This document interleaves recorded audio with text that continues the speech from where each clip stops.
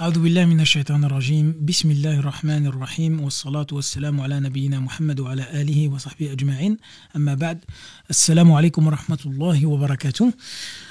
Bonsoir à tous, j'espère que vous allez bien. Ramadan Moubarak, je prie Allah Azza wa Jal que ce mois béni soit une occasion particulière pour nous d'élévation spirituelle. Bienvenue à Radio IPA, donc radio qui a vu le jour cette année et sur laquelle les élèves interviennent d'ordinaire sous forme de podcast.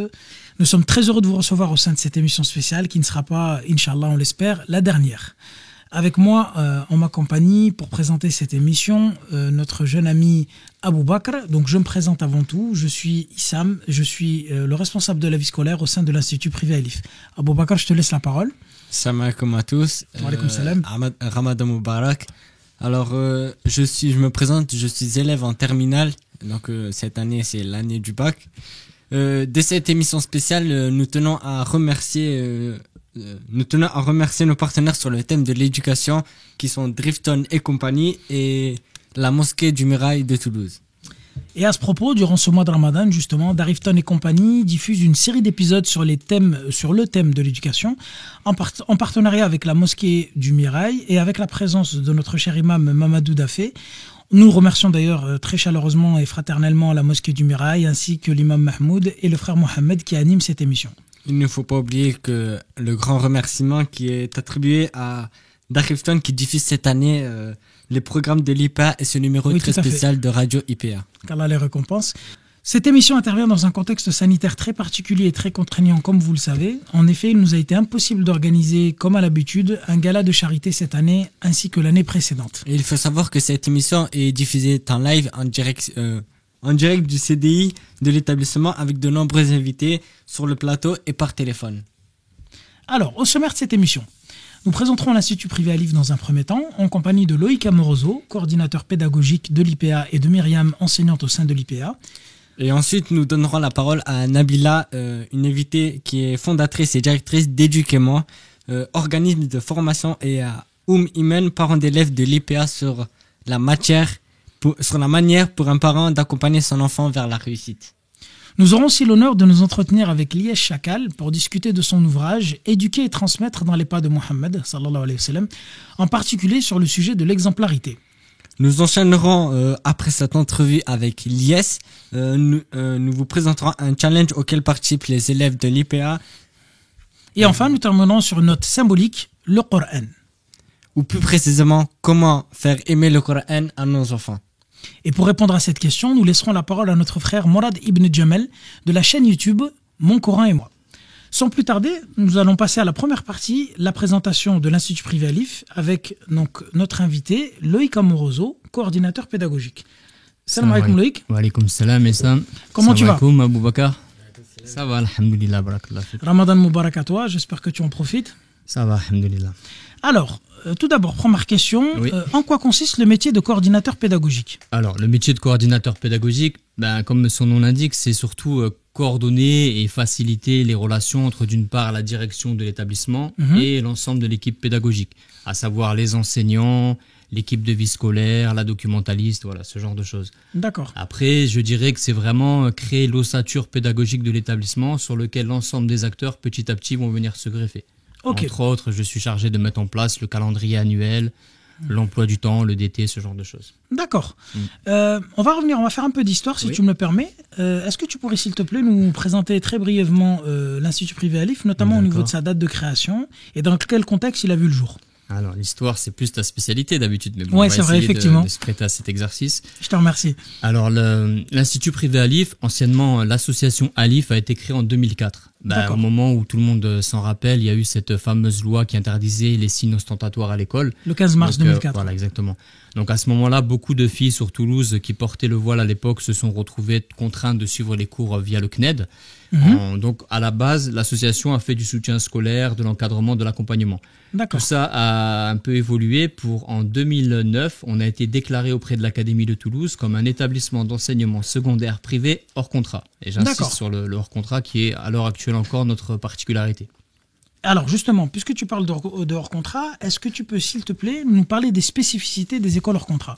Alors les spécificités des écoles hors contrat, on va dire que il y a beaucoup de spécificités, mais pour faire simple, c'est une plus grande liberté pédagogique d'organisation. C'est-à-dire qu'au niveau de l'emploi du temps, justement, on peut se permettre d'ajouter des options à peu près comme on veut et quand on veut. Même si on doit respecter bien évidemment le programme de l'éducation nationale et surtout le socle commun des connaissances, des compétences et de culture. On peut ajouter des options d'éthique musulmane pendant la semaine, à des horaires qui nous arrangent un peu. On peut aussi par exemple faire commencer l'arabe qui est notre LV2 dès la classe de 6e. On n'est pas obligé d'attendre la classe de 5e comme dans le public ou le privé sous contrat. D'accord. Ça, c'est pour l'aspect un petit peu positif. Après, vraiment, quand on est hors contrat, on va dire que la principale contrainte, elle est au niveau des examens. C'est-à-dire qu'à l'heure actuelle, nos élèves, que ce soit les élèves de 3e et les élèves de terminale, passent malheureusement encore les examens et surtout en cette période de confinement, tout le monde a un peu suivi l'actualité. Malheureusement, les élèves, jusqu'à maintenant, vont devoir passer les épreuves du brevet et du bac en candidat individuel. Ça veut dire qu'ils ne pourront pas bénéficier du contrôle continu. Ok. Voilà. Donc, autrement dit, oui. Là, par exemple, si on rentre dans le vif du sujet ici, spécifiquement sur le cas des examens, concrètement, comment ça se passe pour un élève de 3e? Est-ce qu'il va avoir les 3 épreuves, comme dans les écoles privées, comme les élèves des écoles publiques et privées sous contrat, ou est-ce qu'il y a un cas particulier pour ces élèves-là? Alors, pour faire simple, les élèves de 3e, ils bénéficient pas déjà du contrôle continu. C'est-à-dire à la moitié de l'examen, normalement, dans le public ou dans le privé sous contrat, la moitié de l'examen est déjà pris en compte dans le contrôle continu. Nous, ils n'ont que l'épreuve terminale, c'est-à-dire les examens sur table fin juin. Et ils passent, comme dans le public ou le privé sous contrat, l'histoire, le français, les maths, donc les sciences. Quand je parle de sciences, je parle de SVT, physique, technologie. Et ils n'ont pas l'oral. Ils ont la langue vivante. Dans le public, ils leur donnent un oral. C'est une épreuve qui est quand même facile, qui permet aussi de former les élèves en termes de compétences et tout ça. C'est dommage pour nos élèves, mais ils passent la langue vivante. Et du coup, ils choisissent soit l'anglais, soit l'arabe.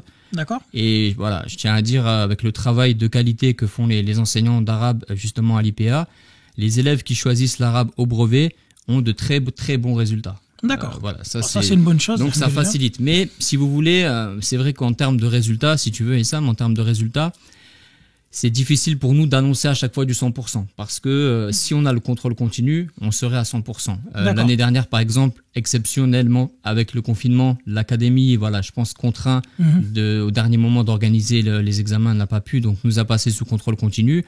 Donc on a eu du 100% facilement. D'accord. Mais sans le contrôle continu, on est aux alentours de 80%, ça va dépendre des sessions. D'accord. Donc là, en résumé, principale difficulté. En résumé, donc si un élève de 3e dans un schéma classique va avoir 3 épreuves, chez nous, il en aura 5. En contrôle terminal, avec le jeu des coefficients. C'est ça. Ok, très bien.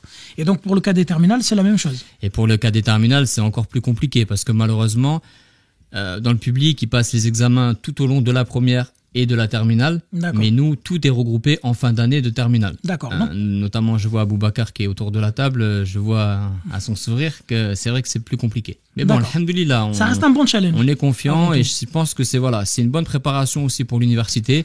Parce que les études supérieures, en fait, c'est des contraintes, mais on les a pris comme des challenges. C'est ce qu'on essaie d'expliquer aux élèves. Peut-être qu'aujourd'hui, c'est plus difficile pour vous, mais bon, c'est Allah déjà qui fait. Et ça va vous préparer mieux que les autres, Inch'Allah. D'accord. Je te remercie infiniment. Je terminerai juste sur une question, si tu me le permets. Comment, selon toi, l'école, ou en tout cas le projet, l'Institut privé Alif, a évolué en 15 ans d'existence? Il y a eu pas mal d'évolutions. Moi, je suis là depuis 2013, donc j'ai pas vu toutes les évolutions, mais je veux dire que depuis que je suis là, on a eu à cœur vraiment, d'une part, de normaliser les rapports avec l'académie. D'accord. Respecter vraiment le programme de l'éducation nationale, montrer qu'on est capable, qu'on a les compétences, qu'on a le savoir-faire, on a les professeurs ici, on est capable de le faire. Donc ça c'est quelque chose qui est construit. Le contrat, justement, on l'a demandé en 2016. C'est toujours en cours de négociation, de discussion avec l'académie. C'est un autre sujet, malheureusement, on n'a pas trop le temps pour en parler là. D'accord. C'est une émission à part entière, le contrat. Mais et du coup, ça c'est le premier point sur lequel on a vraiment évolué. Et l'autre particularité, on va dire, de l'IPA, c'est qu'on a un programme d'éthique musulmane qui est vraiment costaud, si tu me permets cette expression, un peu rapide. Mais le responsable de l'éthique musulmane a mis quand même un programme d'éthique musulmane que on retrouve peu ou nulle part ailleurs dans les écoles privées musulmanes.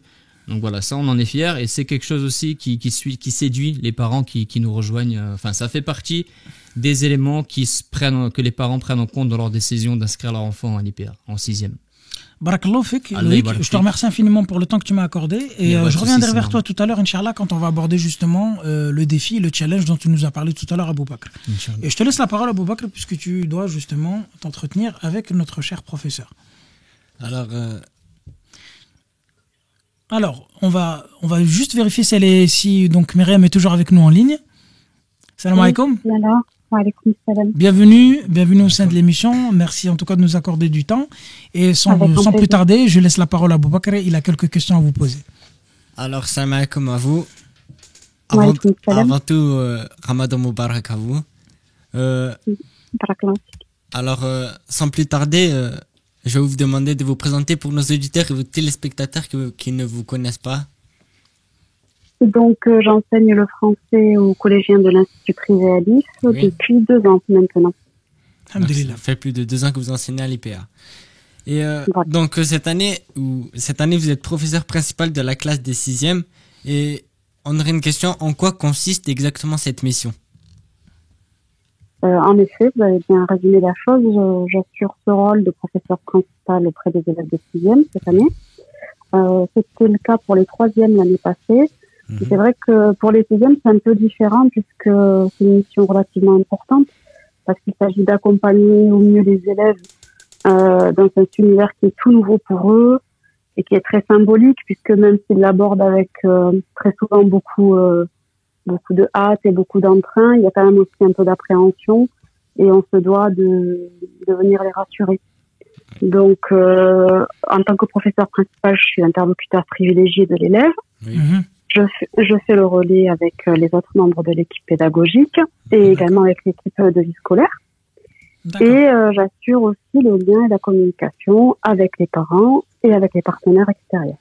Très bien. D'accord. Et selon vous, quelle est la plus-value d'un enseignement dans un cadre privé musulman ?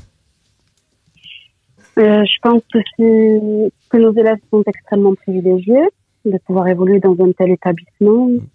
Il faut rappeler quand même qu'un élève passe énormément de temps au sein de son établissement scolaire, notamment au sein du collège. Bien sûr. Peut-être même davantage que le temps passé à la maison. C'est vrai. Donc cet environnement se doit d'être sain, le plus sain possible, et je dirais conforme aux valeurs inculquées dans la sphère familiale. Donc c'est vrai qu'au sein d'un établissement confessionnel musulman, il y a cette continuité entre les valeurs inculquées au domicile, au sein du foyer, et une continuité au sein de l'établissement. Donc finalement, l'enfant n'est pas soumis à un quelconque conflit et il peut évoluer sereinement. Et je dirais même que quoi qu'il advienne finalement dans le futur pour nos enfants, pour ces enfants, je pense que leur passage au sein d'un établissement musulman et toutes les valeurs qu'ils auront consolidées, je suis certaine que ça laissera une empreinte positive sur ces enfants. Très bien. D'accord. Et quel conseil pourriez-vous donner aux parents qui nous écoutent pour accompagner au mieux leurs enfants dans leur parcours scolaire ? Je pense pas être la personne la mieux placée pour conseiller les parents, mais j'aurais envie de dire avant tout qu'il faut mettre en place une certaine organisation et une certaine routine pour faciliter les choses pour l'enfant. Il est vrai que l'entrée au collège, c'est quand même et l'objectif à la fin du collège, c'est que l'enfant devienne autonome. Oui. Et ça démarre dès la 6e. Donc en fait, en mettant en place une organisation et une routine pour l'enfant en termes de travail, ça va l'aider, ça va beaucoup l'aider, ça va aider également et soulager les parents. C'est vrai. Et garantir justement l'acquisition de cette autonomie tant recherchée. Donc ça, c'est le côté très pratique. Et j'aimerais insister sur un autre point qui est le fait de valoriser et d'encourager les enfants, puisqu'il faut absolument qu'ils prennent confiance en eux en fait. Que je le vérifie au quotidien, c'est vrai qu'un élève qu'on valorise, qu'on encourage, à qui on répète qu'il est capable d'accomplir telle ou telle tâche, qu'il peut y arriver, eh bien finalement on le voit petit à petit prendre confiance en lui, se métamorphoser, s'épanouir et je dirais même à terme se réaliser. Donc, faut pas négliger cet aspect-là. C'est vrai, c'est vrai. Myriam, on vous remercie infiniment pour l'intervention, pour votre intervention très précieuse et très très intéressante. C'est moi qui vous remercie. Jazakallahu khair. Je vous souhaite en tout cas une bonne fin de Ramadan. Profitez-en bien et pensez à nous dans également à tous. Merci à vous. Barakallahu fik. Jazakallahu khair. Salam alaikum. On fait une petite pause et on revient dans quelques minutes juste après en compagnie de Nabila de l'organisme Éduquez-moi et de Iman.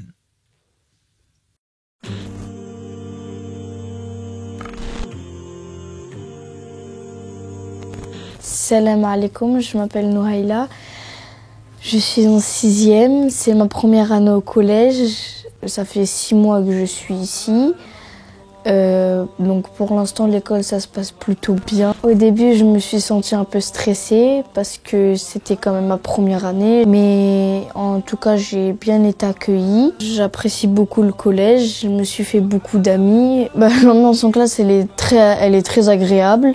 Et on s'aide avec les camarades. Cette école, elle est très bien. On ne nous juge pas sur la manière, par exemple, de porter le voile. On pratique notre religion. On se fait pas critiquer, en fait, sur la manière dont on porte voile pour les filles, par exemple, ou même les garçons qui portent leur qamis. En plus, on a même des cours, l'éthique musulmane, l'arabe, tout ce qui nous apprend notre religion, qui nous font rapprocher de notre Dieu. Et qui nous aide à pouvoir rentrer au paradis, Inch'Allah. Si je devais faire passer un message pour ceux qui voudraient s'inscrire à l'Institut privé Elif, on apprécie cette école et tous ceux qui sont venus, ils n'ont pas regretté de venir, ni les parents, ni les élèves. C'est un environnement agréable, peut-être des petits travaux à faire, mais ça se passe plutôt bien. J'espère que ceux qui ont regardé cette vidéo, ils l'auront appréciée et qu'Allah vous préserve.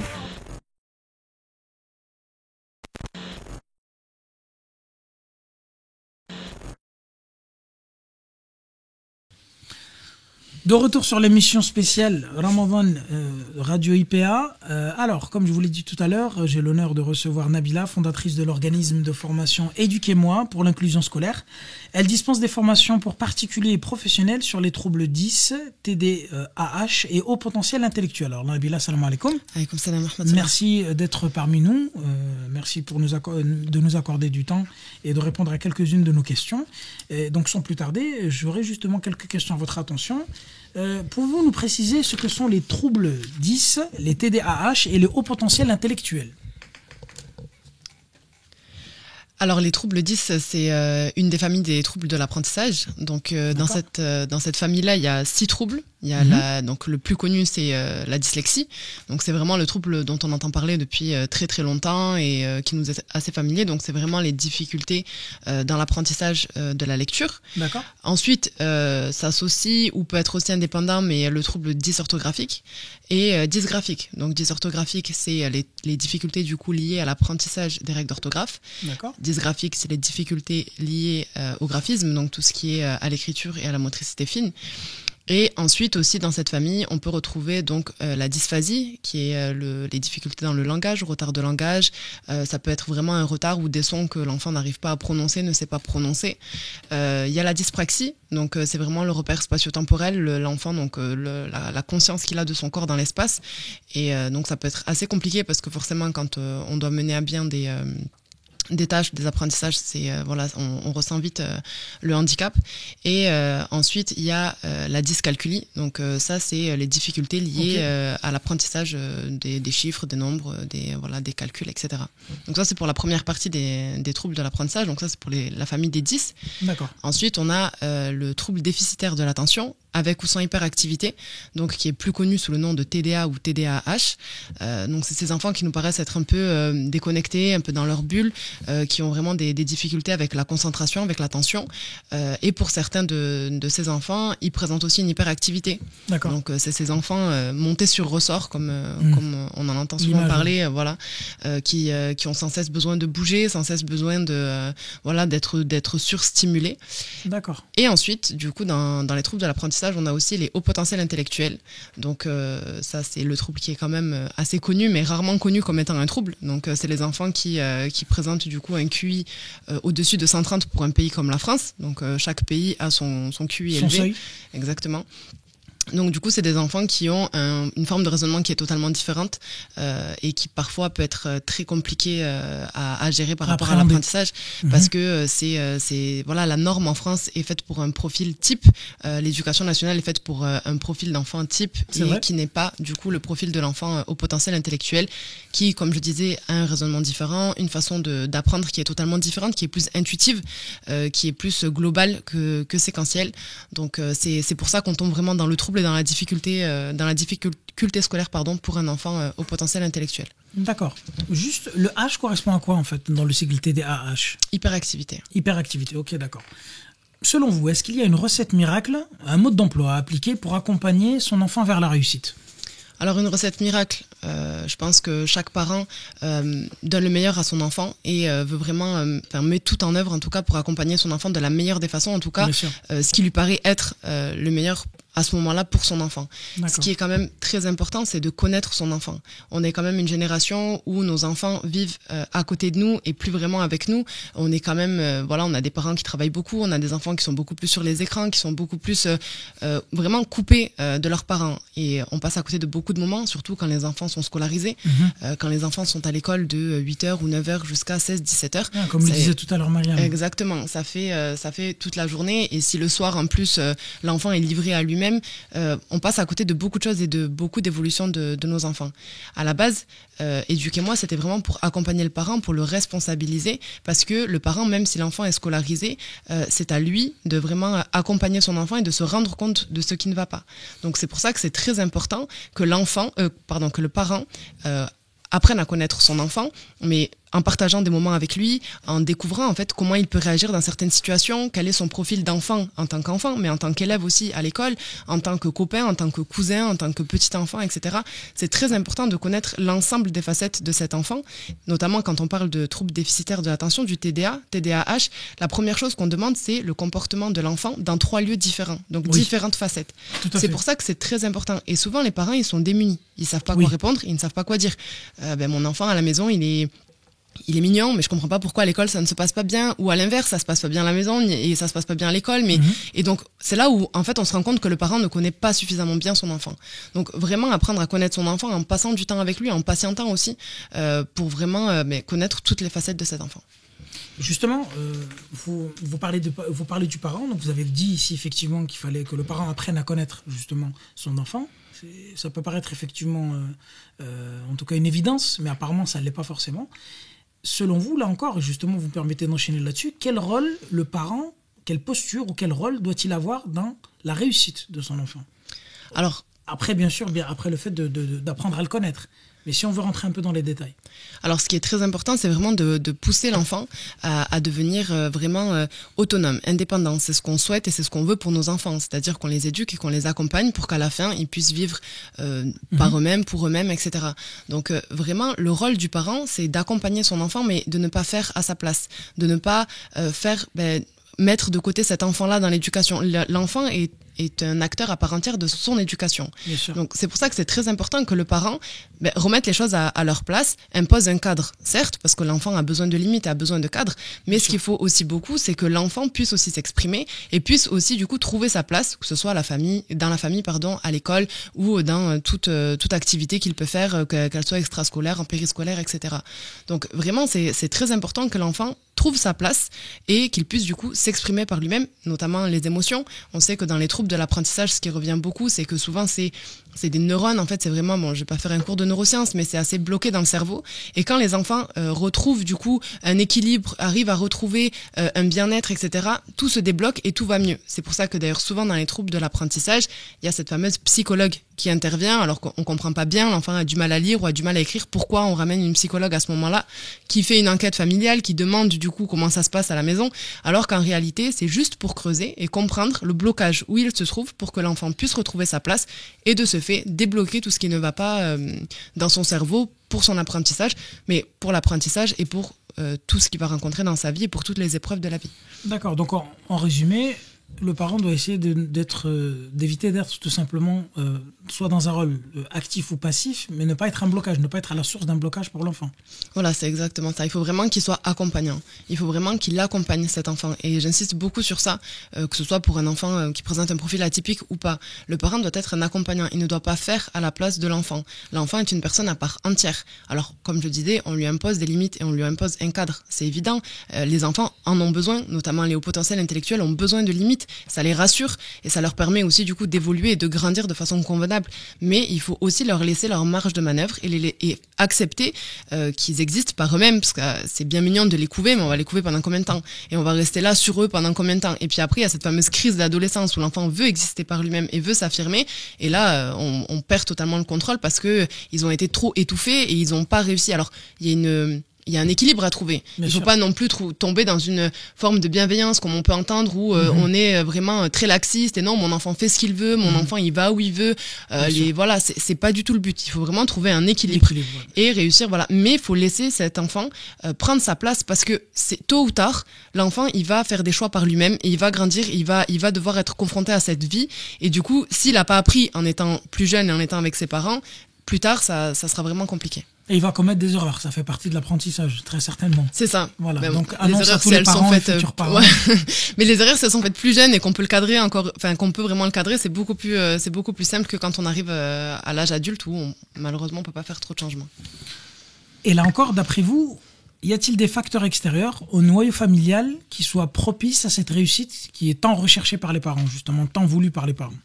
Alors oui, c'est très important et à tout âge. Parce que souvent on se dit non mais mon enfant il est trop petit, je peux pas le laisser, oui aller à l'école à 3 ans c'est beaucoup trop jeune, ou le faire garder etc, c'est vraiment un bébé, je peux pas etc. Mais plus l'enfant est petit et il rencontre du coup cette autre socialisation, plus en fait ça va avoir des impacts positifs pour lui, pour trouver sa place dans la société. Alors oui on est les parents, oui on a un devoir envers nos enfants et on veut pas être les délaisser ou les mettre de côté, mais ce qui est très important c'est que les enfants du coup soient socialisés le plus tôt possible et qu'ils puissent du coup avoir des activités. Quand je parle d'activités, donc pour les enfants scolarisés, ça sera l'école où dès le plus jeune âge, ils vont rencontrer d'autres camarades et échanger avec eux. Mais ça peut être aussi des activités extrascolaires, notamment des activités sportives. Ça peut être aussi, on est musulmans, donc ça peut être aussi des cours d'islam, d'éthique musulmane, des cours de Coran. C'est très important. Pareil, en tant que parent, on impose le cadre, donc on cherche vraiment le meilleur pour notre enfant et on choisit les bonnes écoles dans la mesure du possible. Bien sûr. Après, ce qui nous incombe, c'est vraiment de faire les causes. Donc, on essaie de mettre la bonne intention et de choisir la bonne école, de choisir les bonnes activités extrascolaires, de choisir, si l'enfant n'est pas dans un établissement musulman, les bons cours religieux, les bons accompagnements religieux. Mais c'est évident que ça a un impact sur l'enfant. On le sait, même religieusement, la personne qui est proche de nous laisse des traces sur ce que l'on est et sur notre caractère et sur notre façon de vivre. Donc, oui, tout ce qui est en dehors de la maison, en dehors de papa et maman, est très important et aura forcément une influence sur cet enfant. D'accord. En tout cas, barakallahu fik, Nabila. Merci en tout cas pour tous ces éléments de réponse que vous nous avez apportés. Et donc pour tous ceux qui nous rejoignent en tout cas, je rappelle que Nabila est donc formatrice et donc directrice de l'organisme Éduquez-moi. Donc pour tous ceux qui seraient intéressés donc de pouvoir justement apprendre et rentrer plus dans le détail, n'hésitez surtout pas à prendre contact et attache auprès d'elle. Donc au niveau des réseaux sociaux, vous pourrez toujours retrouver très facilement Éduquez-moi. Encore une fois Nabila, on vous remercie. Barakallahu fik, jazakillahu khair. On va laisser donc la parole ici à Aboubakr qui va sans transition justement aborder quelques questions avec Iman. Iman, salam alaikum. Wa alaikum salam wa Ramadan Moubarak. Allah yabarak fik. Ramadan Moubarak à vous aussi. Jazakillahu khair. Merci de nous accorder quelques temps. Je laisse la parole à Aboubakr qui va justement vous poser quelques questions. Donc vous êtes, je rappelle bien entendu, une parent d'élèves donc au sein de l'IPA, de l'Institut privé Alif, et Aboubakr justement à ce sujet va vous poser quelques questions. Merci encore de nous accorder quelques instants. Je vous en prie avec plaisir. Salam alaikum à vous. Wa alaikum salam. Alors, tout d'abord, bon mois de Ramadan. Barakallahu fikum, à vous aussi et à toute la communauté musulmane. Merci beaucoup. Alors, Imen, pourquoi avoir fait le choix de scolariser votre enfant dans un établissement privé musulman? Après une mûre réflexion, c'est vrai qu'on a beaucoup réfléchi. Ce choix, en fait, il s'impose de lui-même, c'est-à-dire qu'en fait, nous, ce qu'on recherche pour nos enfants, c'est en plus de l'enseignement classique, c'est de leur assurer des cours d'éthique musulmane, des cours d'apprentissage du Coran et des cours d'arabe qui vont leur permettre de les porter tout au long de leur vie, qui vont leur apprendre des choses et qui vont leur apprendre leur religion et leur permettre de comprendre et de mieux la pratiquer, en plus de ce que nous on leur apporte. C'est aussi en fait leur permettre de faire la prière en commun, c'est important, c'est aussi un moment de partage. Bien sûr. C'est aussi leur permettre de porter un vêtement qu'ils auront choisi, c'est-à-dire soit parce que le qamis ou le djilbab ou le hijab. Donc en fait voilà, nous on a choisi un établissement qui respecte l'enfant et sa religion. D'accord. Voilà. Et est-ce que la continuité entre les valeurs que vous transmettez à la maison et le travail que fournit l'IPA est importante selon vous? Ah oui, complètement. En fait, moi, le matin, quand je dépose mon enfant à l'école, je le dépose avec une entière confiance en Allah subhanahu wa ta'ala, on reste des secondes. Et la sérénité, vraiment, parce que depuis que mon enfant est entré à l'IPA, c'est vrai que j'ai constaté un regard bienveillant sur les enfants. Et c'est le personnel en général, mais les gens de la vie scolaire, ce que l'on côtoie au quotidien en particulier. C'est aussi une écoute et une accessibilité vraiment sincère. Et c'est quelque chose qui c'est une constante. C'est quelque chose que j'ai constaté l'année dernière, que je constate toujours cette année. C'est vraiment, ça fait, ça rassure encore plus, je dirais, et encore plus, je dirais, dans un contexte comme celui-ci, effectivement. Après, il y a autre chose. La continuité, c'est aussi mettre en place une relation, je dirais une collaboration, si on est à l'entreprise, qui permette d'accompagner l'enfant et de lui apporter tous les moyens de réussir sa scolarité, sans vouloir aller jusqu'à en faire le meilleur de la classe, mais lui permettre de trouver sa place à l'école, de se faire des amis et de se trouver, de trouver sa place dans l'IPA et de savoir que il va avoir sa scolarité, ça va être le collège et le lycée. Donc c'est aussi lui donner, lui faire comprendre l'intérêt de tout ça. Et ça peut pas se faire autrement qu'en ayant une véritable relation étroite avec l'établissement. Moi, je ne le vois pas autrement de toute façon. C'est vrai. Et quel est le retour que vous fait votre enfant sur sa scolarité? Bon, après, moi, ma fille, c'est une ado comme les autres. Donc, elle va nous parler de sa journée, de ses copines, des contrôles, des devoirs. Des drames de la journée.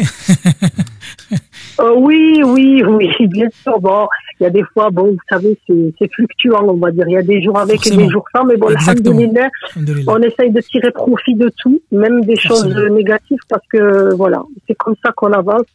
Il faut leur apprendre aussi la patience à travers les épreuves. C'est très important, parce que comme disait tout à l'heure la sœur Nabila, il faut en faire des adultes responsables. On sera pas toujours là pour eux, et c'est aussi une des choses que je tenais à dire à propos de l'établissement, c'est que à travers certaines activités, ils poussent l'élève à devenir responsable.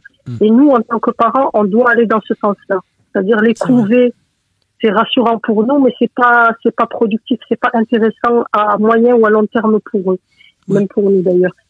Ensuite, moi, ce que je voulais rajouter par rapport au retour que me fait ma fille, c'est que en fait, ils ont des moments de partage qui sont très importants, et je trouve qu'on met pas suffisamment l'accent dessus. C'est le moment où ils font la prière ensemble, c'est un moment de partage. C'est pas le cas partout. Pendant la prière de Jumu'ah à la khutbah, parfois, ma fille revient et elle me dit, tiens, on a appris ça, ou tiens, je me suis souvenu de ça. C'est vrai que parfois, ça leur permet de se remettre en question sur leur comportement. C'est vrai. Ça leur permet également d'apprendre des choses. Moi, des fois, j'apprends des choses avec ma fille, vous voyez. Donc, alhamdoulilah, c'est très bénéfique. Et encore une fois, je dis que l'enfant, il doit aussi faire ses expériences dans l'établissement, et il faut aussi il faut avoir un regard bienveillant aussi, nous, en tant qu'adultes, sur les situations qui peuvent être des épreuves sur le moment, mais qu'il faut savoir gérer émotionnellement pour nous et aider notre enfant à les dépasser, à trouver des solutions, à voir le bon côté des choses. Parce que le musulman, c'est ça. La vie, c'est les épreuves, bonnes et mauvaises, mais il faut savoir en tirer de bonnes pour avancer. Voilà, c'est ça. Tout à fait, tout à fait. Merci en tout cas pour cette note positive. Et il a voulu finir, mais j'ai une dernière question au sujet de l'IPA. Qu'avez-vous envie de dire aux personnes qui nous regardent aujourd'hui pour les inciter à apporter une aide concrète de quelque nature, quelle que soit pour l'IPA? En fait, si ma mémoire est bonne, je pense que l'IPA existe depuis 17 ans maintenant. C'est ça. Donc, en fait, moi, ce que je constate, c'est que c'est un projet qui est porté depuis de très nombreuses années et qui a une certaine, qui a su, à travers le temps, son expérience aussi, mobiliser des compétences. Vraiment, moi, je le constate aujourd'hui à travers les enseignants, à travers le personnel aussi de la vie scolaire. Chacun fait le maximum pour essayer justement d'apporter vraiment, un soutien réel à l'enfant. Moi, c'est comme ça que je le ressens en tout cas. Ils permettent aussi aux adolescents de la communauté musulmane et aux familles qui ont choisi une pratique religieuse plus visible de pouvoir avoir une instruction comme n'importe quel élève en France, et ça c'est très important. C'est vrai que c'est très important pour les filles parce qu'elles sont voilées, mais pas que. Il y a aussi, je pense que la tenue vestimentaire est mise en avant, le comportement. Et c'est vrai que quand on regarde autour de nous, c'est pas forcément le cas aujourd'hui, et malheureusement, c'est même l'inverse qui se passe.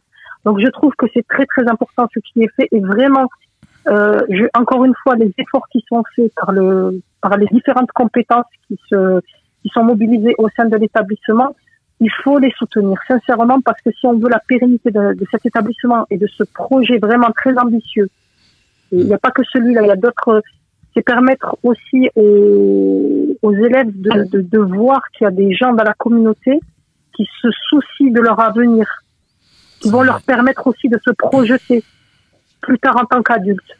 Et même eux, plus tard en tant qu'adultes, ils vont peut-être aussi devenir des donateurs ou des soutiens de quelque sorte que ce soit de l'établissement. Et ça, c'est important parce qu'on est une communauté, et je crois qu'aujourd'hui, c'est encore plus important. C'est vrai, vous avez raison.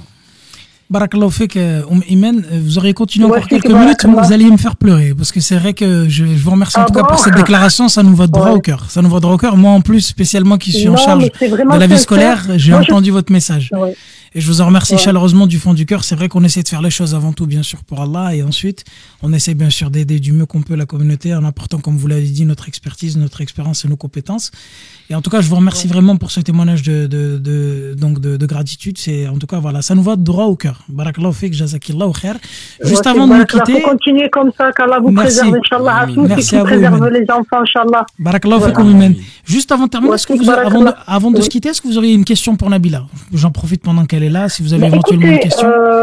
Très sincèrement, moi, c'est pas une question que j'aurais pour elle, c'est vraiment la remercier pour ce qu'elle fait, parce que je savais pas du tout que ça existait.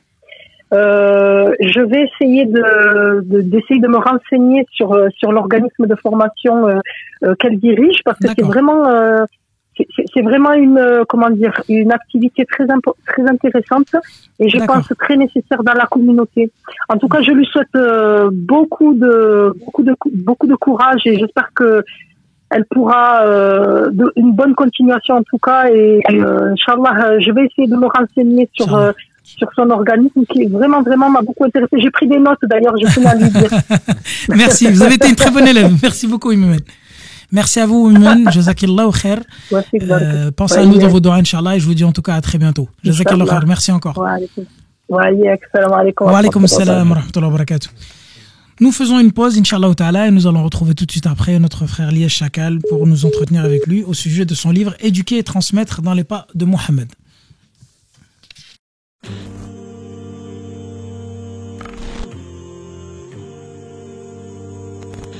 Salam alaikum, je m'appelle Roumaïssa, je suis en 5e. Ça fait 2 ans que je suis à l'IPA. En fait, premier jour de classe, je croyais que j'étais vraiment stressée, je croyais que j'allais être toute seule, laissée à l'écart. Mais en fait, non, on est venu m'accueillir à Elif. Je me faisais du souci, mais en fait, j'avais pas à me faire de soucis. Ça se passe très bien, je m'entends avec mes camarades, je m'entends vraiment très bien avec mes professeurs, même si des fois j'ai quelques petits problèmes. Un peu le bavardage en classe, je me laisse un peu emporter par le bavardage, mais sinon dans l'ensemble c'est très très bien, l'ambiance, on s'entend très bien entre les élèves et les professeurs. Il y a des profs vraiment très patients, compréhensifs. Il y a de la fraternité en fait entre nous. Pour moi c'est comme une famille, je me sens comme chez moi. Oui, le cadre vraiment il me plaît, on est vraiment, on se sent à la maison en fait ici. Je conseille vivement les autres enfants à venir à l'IPA parce que c'est un endroit où on peut pratiquer notre religion sans que d'autres gens viennent nous critiquer. On est vraiment à l'aise à Elif. Inch'Allah, je vais rester toute ma scolarité à l'IPA.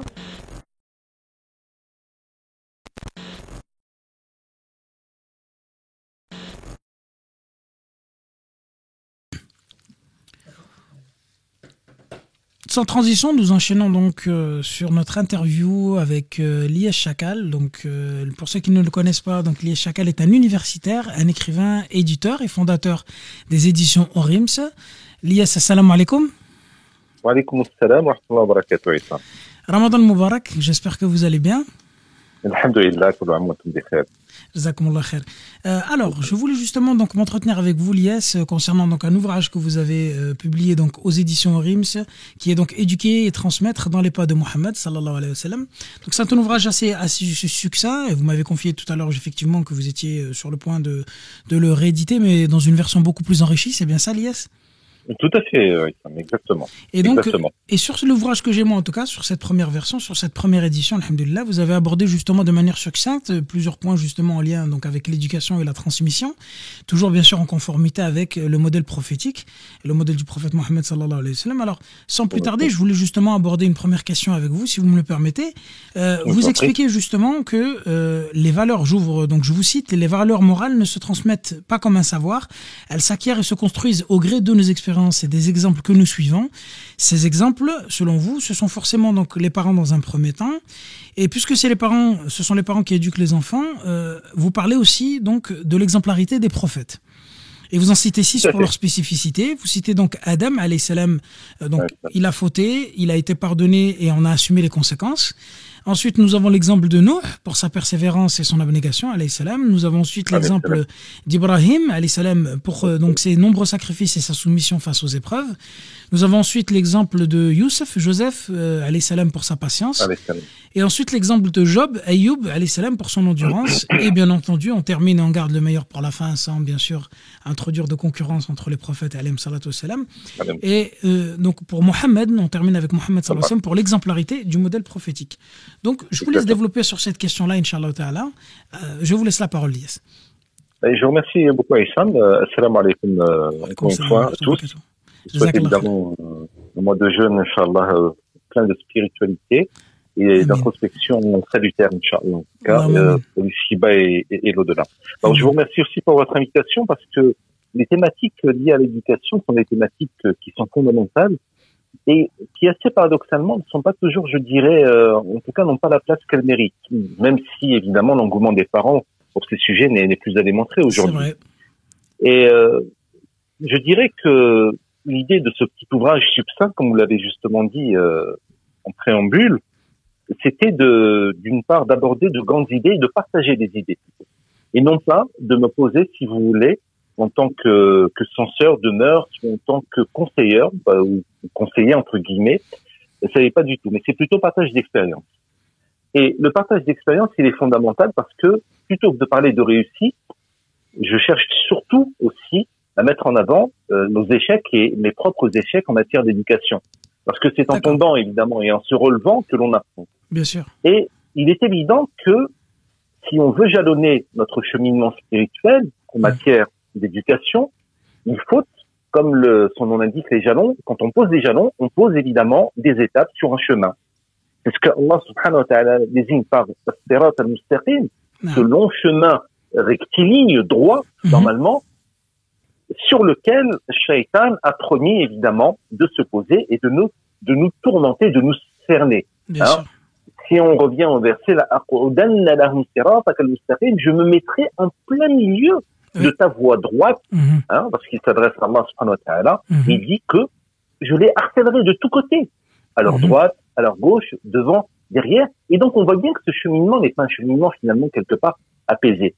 Donc, il faut évidemment enseigner à nos enfants les vertus morales, mais plus que cela encore, il faut leur enseigner une expérience de vie et les éduquer aux obstacles de la vie. S'ensuit donc la réflexion, et là encore, Issam, vous l'avez à juste titre mentionné en propos liminaire, j'ai choisi d'aborder l'histoire des prophètes parce qu'Allah subhanahu wa ta'ala nous invite dans le Coran, dans ce livre ouvert, dans ce livre finalement qui est un livre intelligible dans le sens où il s'adresse à la raison de l'homme, il s'adresse au cœur de l'homme, et c'est un livre qui n'a pas de temporalité à proprement parler, si ce n'est que c'est un livre valable en tout lieu et en tout temps. Et la première réflexion que l'on peut se poser, évidemment, lorsque l'on a besoin de modèles, on pourrait se dire que nous avons besoin de modèles contemporains, et nous en avons des modèles contemporains. Mais sont-ils à proprement parler ce que l'on appelle des modèles positifs? C'est très difficile. Vous voyez bien que dans les milieux, par exemple, de la mode, de la musique, du sport, il existe, entre guillemets, ce que l'on appelle des idoles des jeunes. Donc, c'est-à-dire que les jeunes s'identifient à ces modèles-là. Mais sur le plan spirituel, nous avons mis nos modèles aussi. Et ces modèles-là, c'est le Coran qui les érige en modèles. Et évidemment, ce sont les prophètes, alayhimus salam, qui sont érigés en modèle suprême de l'humanité. Mais ces prophètes-là ont vécu à une époque historique donnée. Est-ce à dire pour autant qu'il y a une forme de caducité, je dirais, du message coranique qui serait enfermé à une époque qui ne pourrait pas s'adresser à notre époque? On voit bien que la réponse, alhamdoulilah, pour un musulman convaincu, elle est toute faite. Bien entendu que le Coran s'adresse à nous.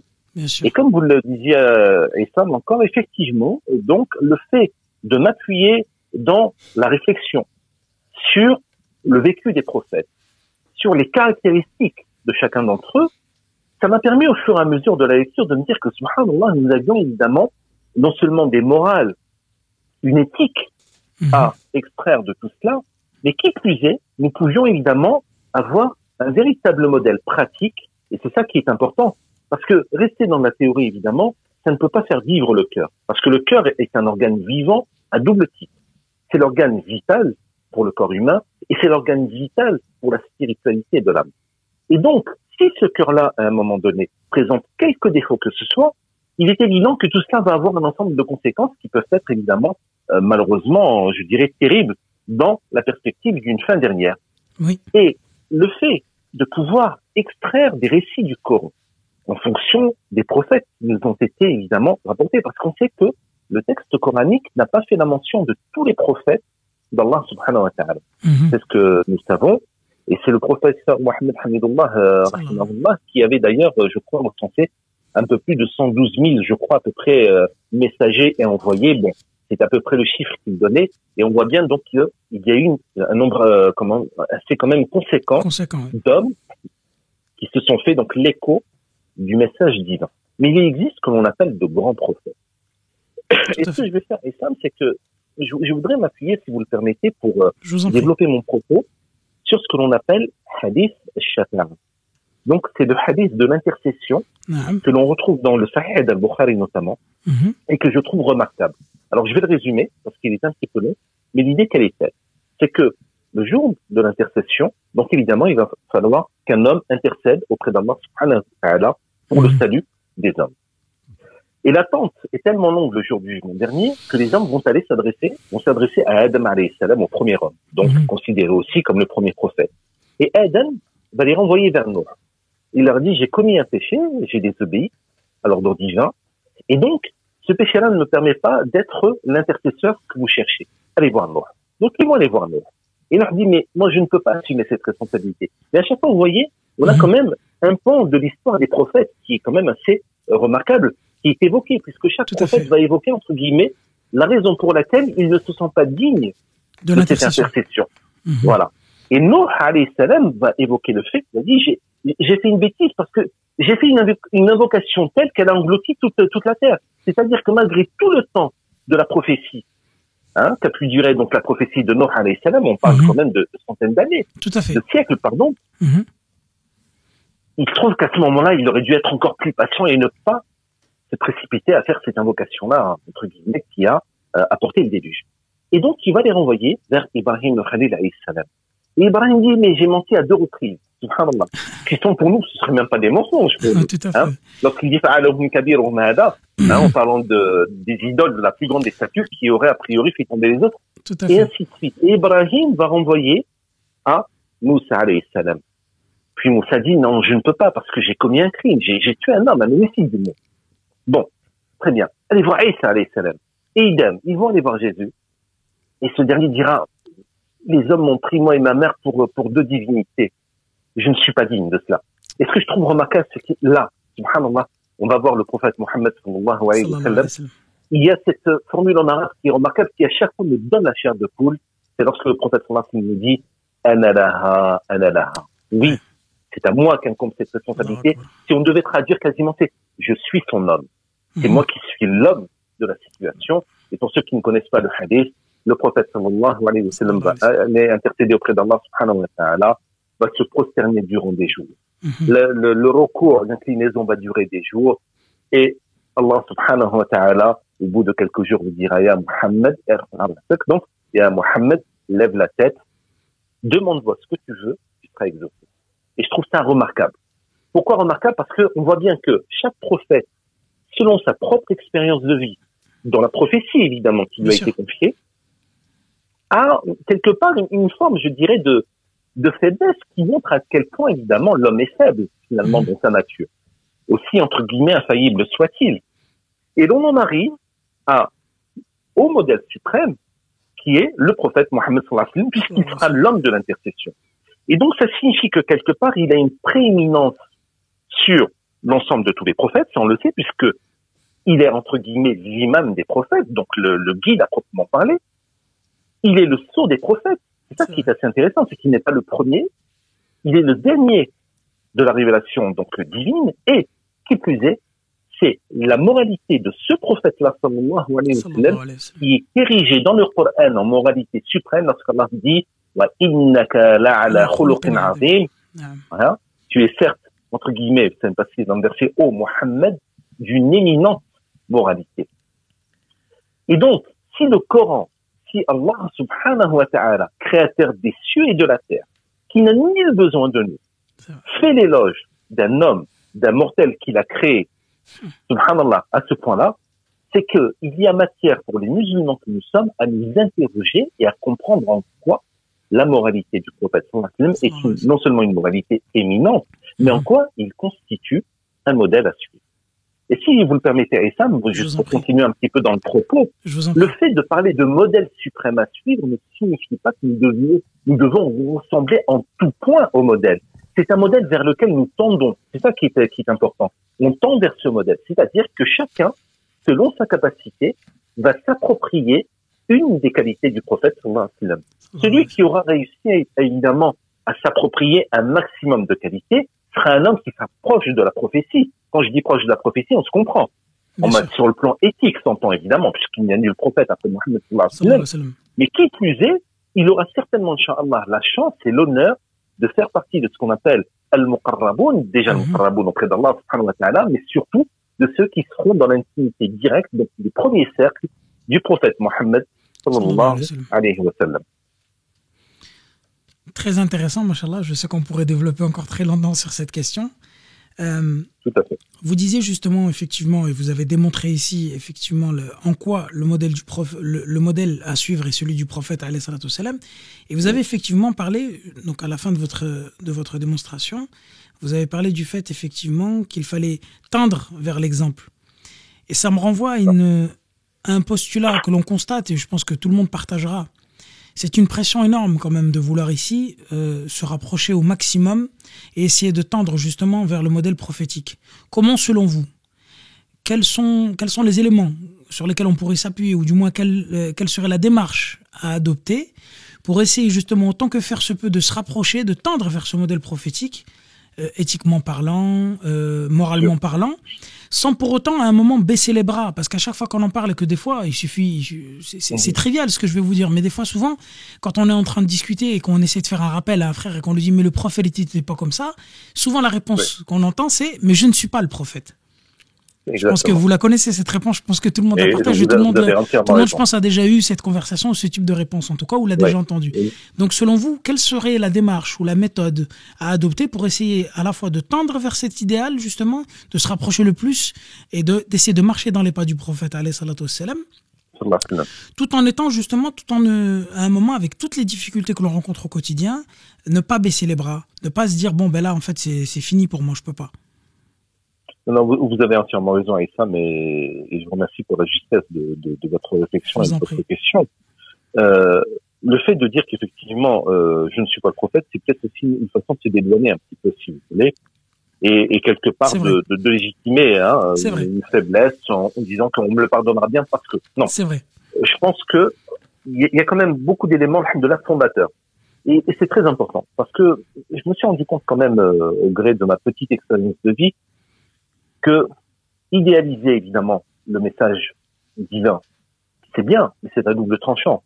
Parce que on voit bien que l'idéalisation à outrance, si vous voulez, d'un mode de vie, d'une pensée, d'une idéologie, d'une foi, elle amène des fois à couper les gens, donc se coupe de la réalité d'une certaine façon. Si tout à fait. Et c'est ça un petit peu le danger. Tandis qu'Allah subhanahu wa ta'ala nous dit des choses très simples. Il nous dit, la yukallifu Allahu nafsan illa wus'aha. Allah ne fait supporter à chacun ce qu'elle peut supporter seulement. C'est-à-dire que on n'a jamais demandé à quiconque, entre guillemets, de fournir des efforts qui seraient des efforts au-delà de ses propres capacités. Ça n'est pas le message de l'islam. C'est-à-dire que chacun, alors, je vais pas employer le terme, mais il y a une forme de hiérarchisation, de hiérarchie sociale, si vous voulez, en matière d'efforts spirituels. Si on devait exprimer les choses ainsi, c'est que si le paradis compte 7 degrés, et que l'enfer en compte aussi 7, ça prouve bien que ceux du premier degré ne seront pas ceux du 7e degré. Évidemment. Donc il y a un écart. Si on part de ce postulat-là, on voit bien que chacun, spirituellement parlant, fera ce qu'il est en mesure de faire. Il y a beaucoup à faire. C'est vrai. Ne serait-ce que au quotidien, dans nos relations avec nos propres membres de famille, que ce soit pour ceux qui ont une vie conjugale, envers leur épouse, envers leurs enfants, bien sûr, envers leurs parents, envers les voisins, envers enfin toutes les personnes avec lesquelles nous interagissons, si vous voulez, au quotidien. Tout à fait. Ça, c'est le premier aspect. Nous avons énormément de sagesse du prophète Mohammed sallallahu alayhi wa sallam qui nous donne comme ça des éléments quotidiens. Le célèbre la taghdab, ne te mets pas en colère. Alors c'est vrai que quand vous regardez bien, c'est plus difficile à dire qu'à faire. Mais ça montre bien à quel point la maîtrise de soi est une éducation spirituelle qui est nécessaire pour éviter évidemment des conséquences malencontreuses. Lorsque le prophète nous dit sallallahu alayhi wa sallam, al-mar'u ala dini khalilihi falyanzur ahadukum man yukhalil. Le prophète nous dit sallallahu alayhi wa sallam que l'homme est quelque part entre guillemets semblable à celui qu'il va côtoyer ou fréquenter. Le khalil, vous savez, on parle d'Ibrahim comme khalilullah, l'ami de Dieu. Donc le khalil ici donc concerne celui que vous avez avec lequel vous avez un lien d'amitié. Il dit que chacun d'entre vous donc fasse attention à celui qu'il prend pour ami. On voit bien que la notion ici des fréquentations, elle est établie sur le plan religieux. Oui. La mauvaise fréquentation peut avoir effectivement une incidence négative sur votre comportement et sur votre spiritualité. Et vous parliez effectivement des moyens d'accéder à cela. Alors, déjà, c'est se rattacher aux sources scripturaires de l'islam. C'est un terme un peu technique qui désigne d'une part le Coran en tant que texte révélé, et ça n'est pas une tradition orale à proprement parler qui a été couchée par écrit. C'est presque, je dirais, une erreur de considérer sous cet aspect-là. Évidemment qu'il y a eu, entre guillemets, ce qu'on appelle, on a aggloméré tout cela, donc c'est-à-dire donc les différentes versions qui ont été donc vous savez les fameuses 7 lectures ou autres. Oui. Et tout ça a fait l'objet de ce qu'on appelle la Vulgate coranique, donc où toutes les sourates déjà du vivant du prophète elles étaient déjà consignées par écrit sur différents supports. Donc l'écrit est quelque chose qui est fondamental. Et cet écrit-là, il nous prend un témoin, et c'est le livre saint, c'est Al-Qur'an al-Karim, qui est le texte qui s'adresse, comme je le disais précédemment, à nos cœurs et à nos raisons. Et si l'on a besoin, bien entendu, de trouver des clés qui vont nous permettre de mettre en application tout ça, c'est déjà de s'en inspirer. Ça, c'est le premier aspect.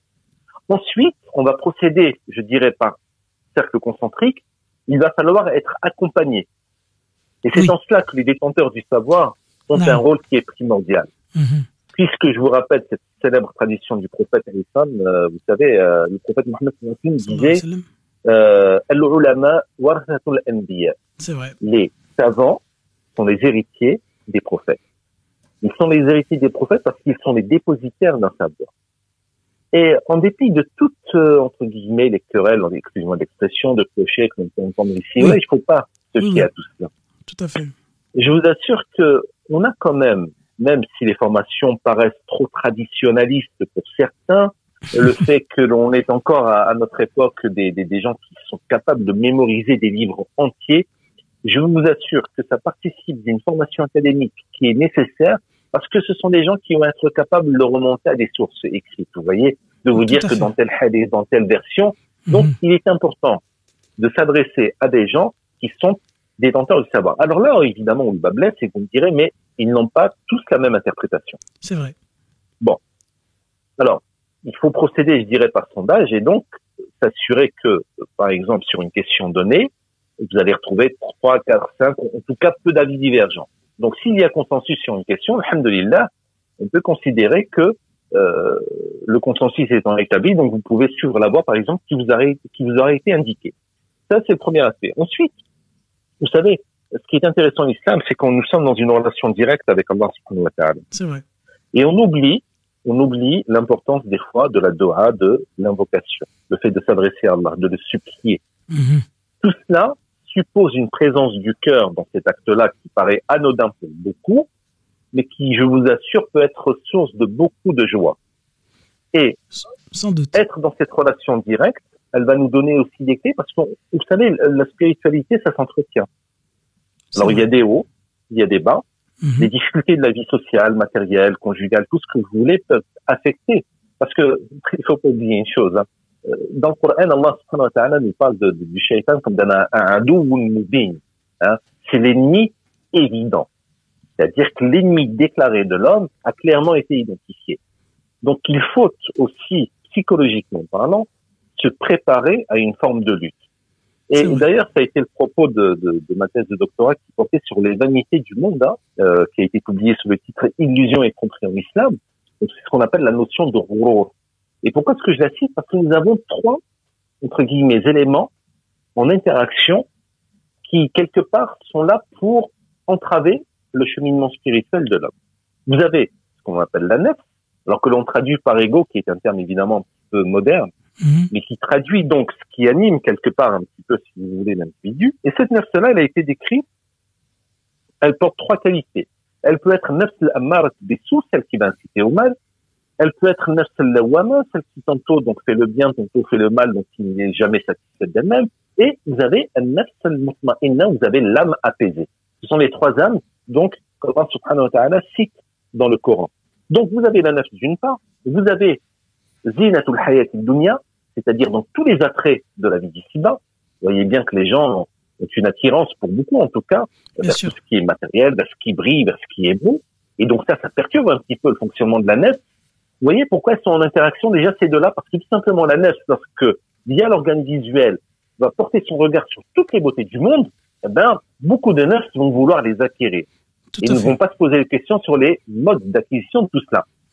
Ensuite, vous avez celui qui va venir exciter un petit peu tout cela, qui est le malin démon, le shaitan. Voilà. Et qui va venir exciter la nef pour dire, mais il faut absolument que tu ailles vers là, c'est ça qu'il te faut.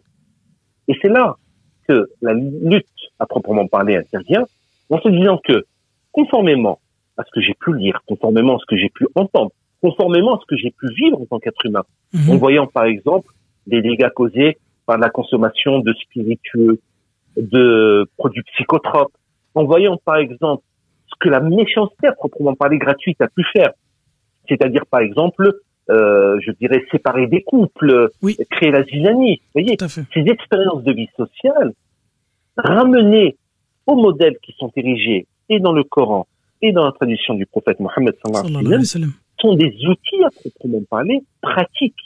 C'est-à-dire que un livre, vous savez, quand on vient au monde, on nous explique pas proprement parler comment éduquer un enfant. Bien sûr. C'est ce que je dis à chaque fois aux parents. Vous n'avez pas de manuel d'éducation. C'est vrai. Vous éduquez en fonction de votre expérience intime, vous éduquez en fonction de ce que vous avez lu ou entendu, et vous faites votre recette, excusez-moi l'expression, non, mais c'est ça. Cuisine. C'est bien ça. Voilà. C'est une cuisine que vous allez faire avec plus ou moins, je dirais, de réussite. C'est ça. Avec des plats très succulents et des plats moins savoureux. Plus amers, effectivement. Plus amers. Voilà. Plus amers. L'IS, en tout cas, c'était vraiment très passionnant. Je vous assure que j'aurais aimé continuer encore des heures avec vous sur ce sujet qui est, comme je l'ai dit, vraiment très passionnant et très, très intéressant, très enrichissant. Je vous lance une invitation pour une autre fois, Inch'Allah. On essaiera d'organiser une émission, s'il le faut, sur cette thématique bien spécifique, parce que c'est vrai qu'on est en manque de nos jours, malheureusement, de spiritualité, et je pense que ça fera du bien à tout le monde, en tout cas. Inch'Allah. Encore une fois, je vous remercie très sincèrement et du fond du cœur pour votre présence et pour le fait de nous avoir accordé justement votre temps précieux pour cette émission spéciale. Et j'ose espérer, je vous propose, je vous fais l'invitation. Je vous envoie l'invitation pour une autre Inch'Allah, un autre rendez-vous où on pourra justement aborder cette question-là et cette thématique-là plus en profondeur, Inch'Allah ta'ala. Yes, encore une fois, vraiment merci du fond du cœur. Je rappelle donc que vous êtes universitaire, écrivain, éditeur et fondateur des éditions Orims, et donc vous avez vous êtes joignable sur les réseaux sociaux via justement donc le compte des éditions Orims. Et en tout cas, je vous remercie encore une fois de plus du fond du cœur, sincèrement, pour ce moment très intéressant et très enrichissant.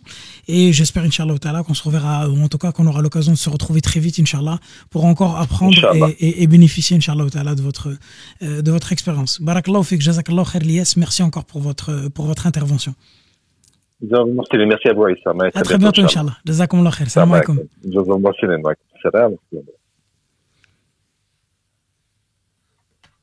On fait une pause, Inch'Allah ta'ala, et on revient tout de suite après dans quelques instants.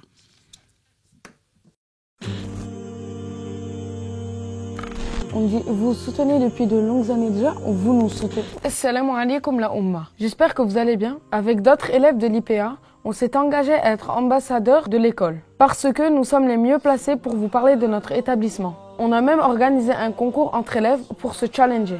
Je pense qu'il n'est pas nécessaire de vous présenter l'IPA. Vous nous soutenez déjà depuis de longues années. Et pour ceux qui ne connaissent pas encore l'IPA, je vous invite à vous rendre sur notre site internet et nos réseaux sociaux. Tous les liens sont en description de la vidéo. Si vous êtes partant, nous vous proposons à vous aussi d'être ambassadeur de notre école. Pour cela, nous vous avons confectionné des kits. À l'intérieur, vous trouverez une carte de visite pour vous présenter en tant qu'ambassadeur de l'IPA. Une dizaine de dépliants, des informations pratiques et un petit marque-page qui accompagnera votre lecture. Avec ce kit, vous aurez les outils nécessaires pour présenter au plus grand nombre l'IPA. Votre objectif sera de présenter ce projet à 10 personnes parmi les membres de votre famille, de votre cercle d'amis, proches ou connaissances, et d'obtenir de leur part 10 € chacun. Attention, on parle d'un don unique. Pas de prélèvement bancaire. D'où que vous soyez, vous pouvez remplir cette mission d'ambassadeur. On peut vous envoyer les kits partout en France par la poste. Et on peut même vous faire une petite formation par téléphone. La Oumma, on compte sur vous pour nous rejoindre et partager notre publication. Nous, on se remet au travail. On a tous ces kits à finir de préparer et à distribuer.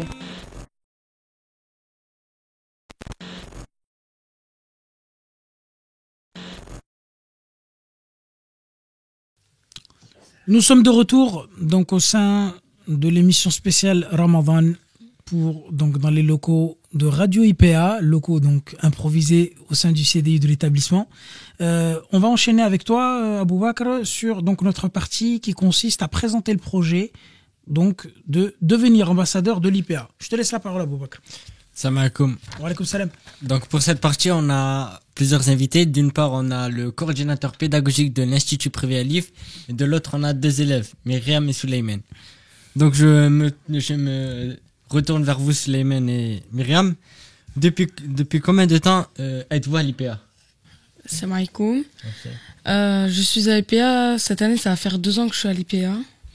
Donc j'ai fait ma 6e et ma 5e. Et vous, Myriam? Pour ma part, ça fait 4 années en fait que je suis au sein de cet établissement. De la 6e donc jusqu'à la 3e. Voilà, c'est ça. Et là donc vous êtes actuellement en classe de 3e pour les auditeurs pour qu'ils comprennent, c'est bien ça? Exactement. Ok. Et comment ça se passe pour vous dans cet institut? Ça va, alhamdoulilah, ça se passe très bien. Je me sens bien, je suis à l'aise.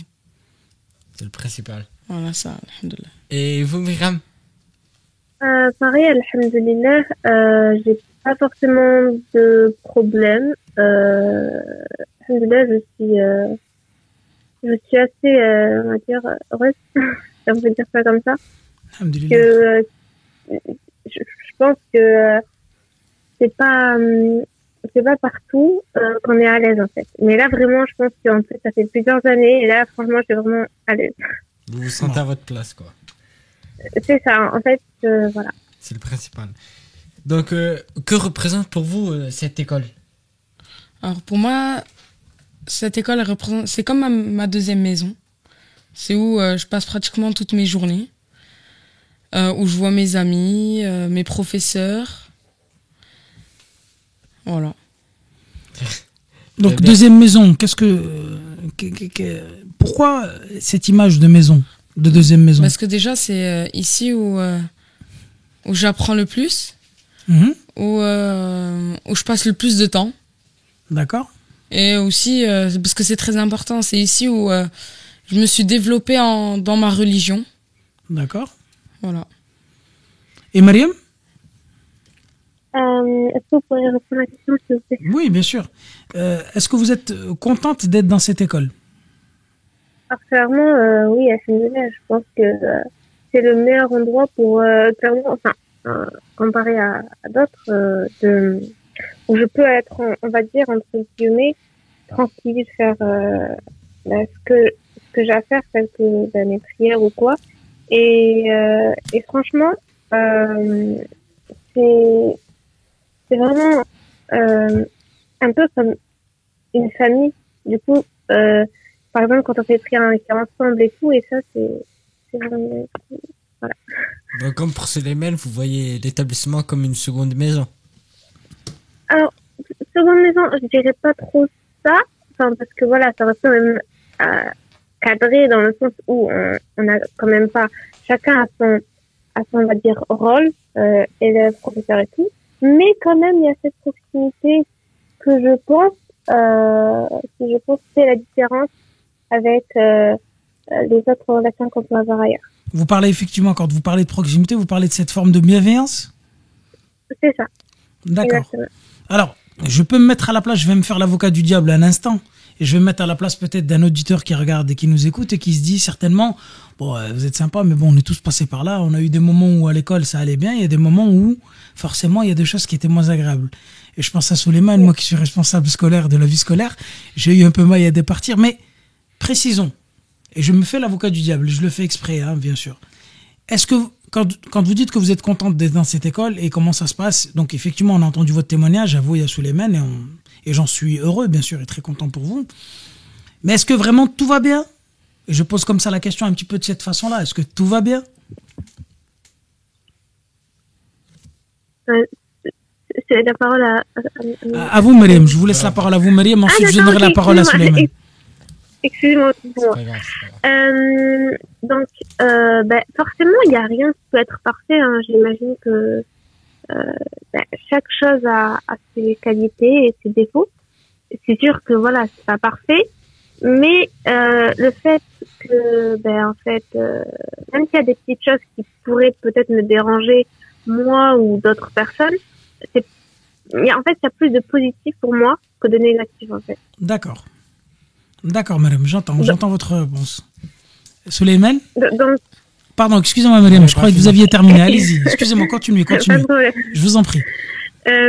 Donc pour moi en fait, vu que ce qui est positif, c'est en fait tant que l'essentiel il est positif, les défauts franchement, je vais pas en prendre compte parce que moi mon but c'est pas de voir si ça c'est bien, ça c'est pas bien juste parce que genre pour moi ça je trouve que c'est pas trop bien, voilà c'est une raison pour que j'aime pas l'établissement quoi, non, c'est juste que c'est des défauts, faudra les améliorer, c'est tout.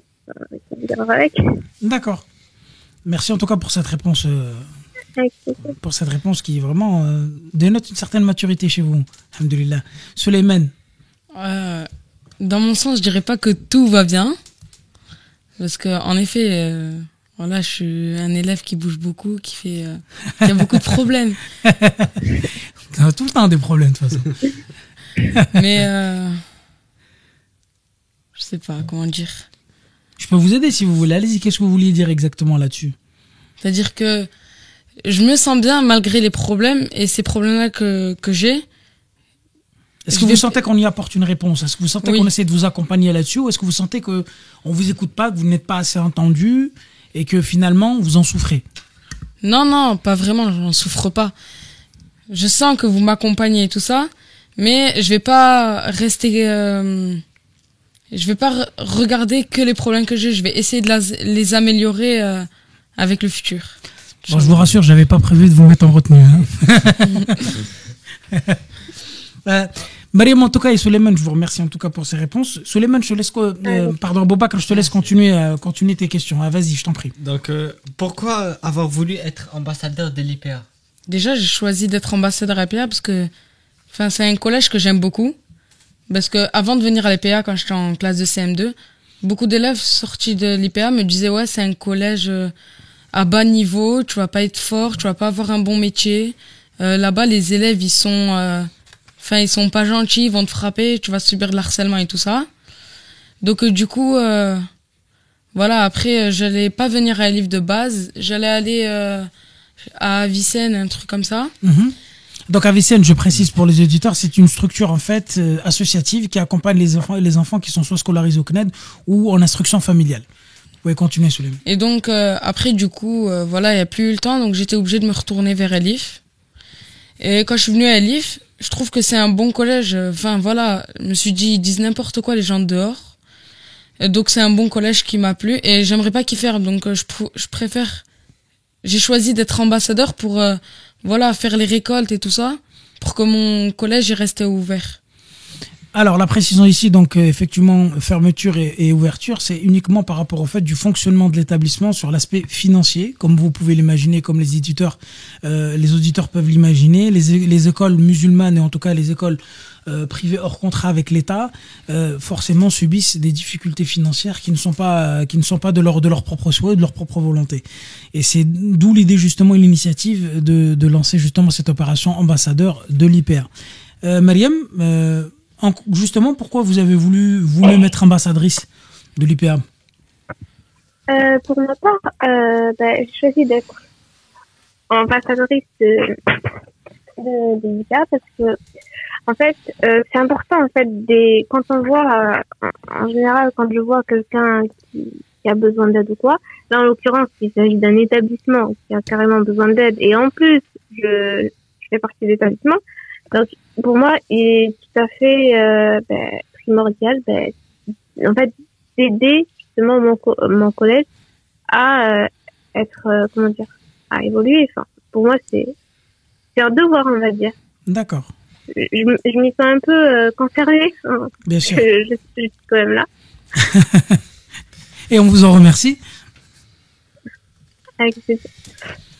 Et pouvez-vous nous expliquer en quoi consiste exactement cette fonction d'ambassadeur? Alors, cette fonction d'ambassadeur consiste à faire le tour de Toulouse ou autre et à demander aux gens, même au cercle des amis ou proches ou familial, à demander à 10 personnes de faire un don de minimum 10 €.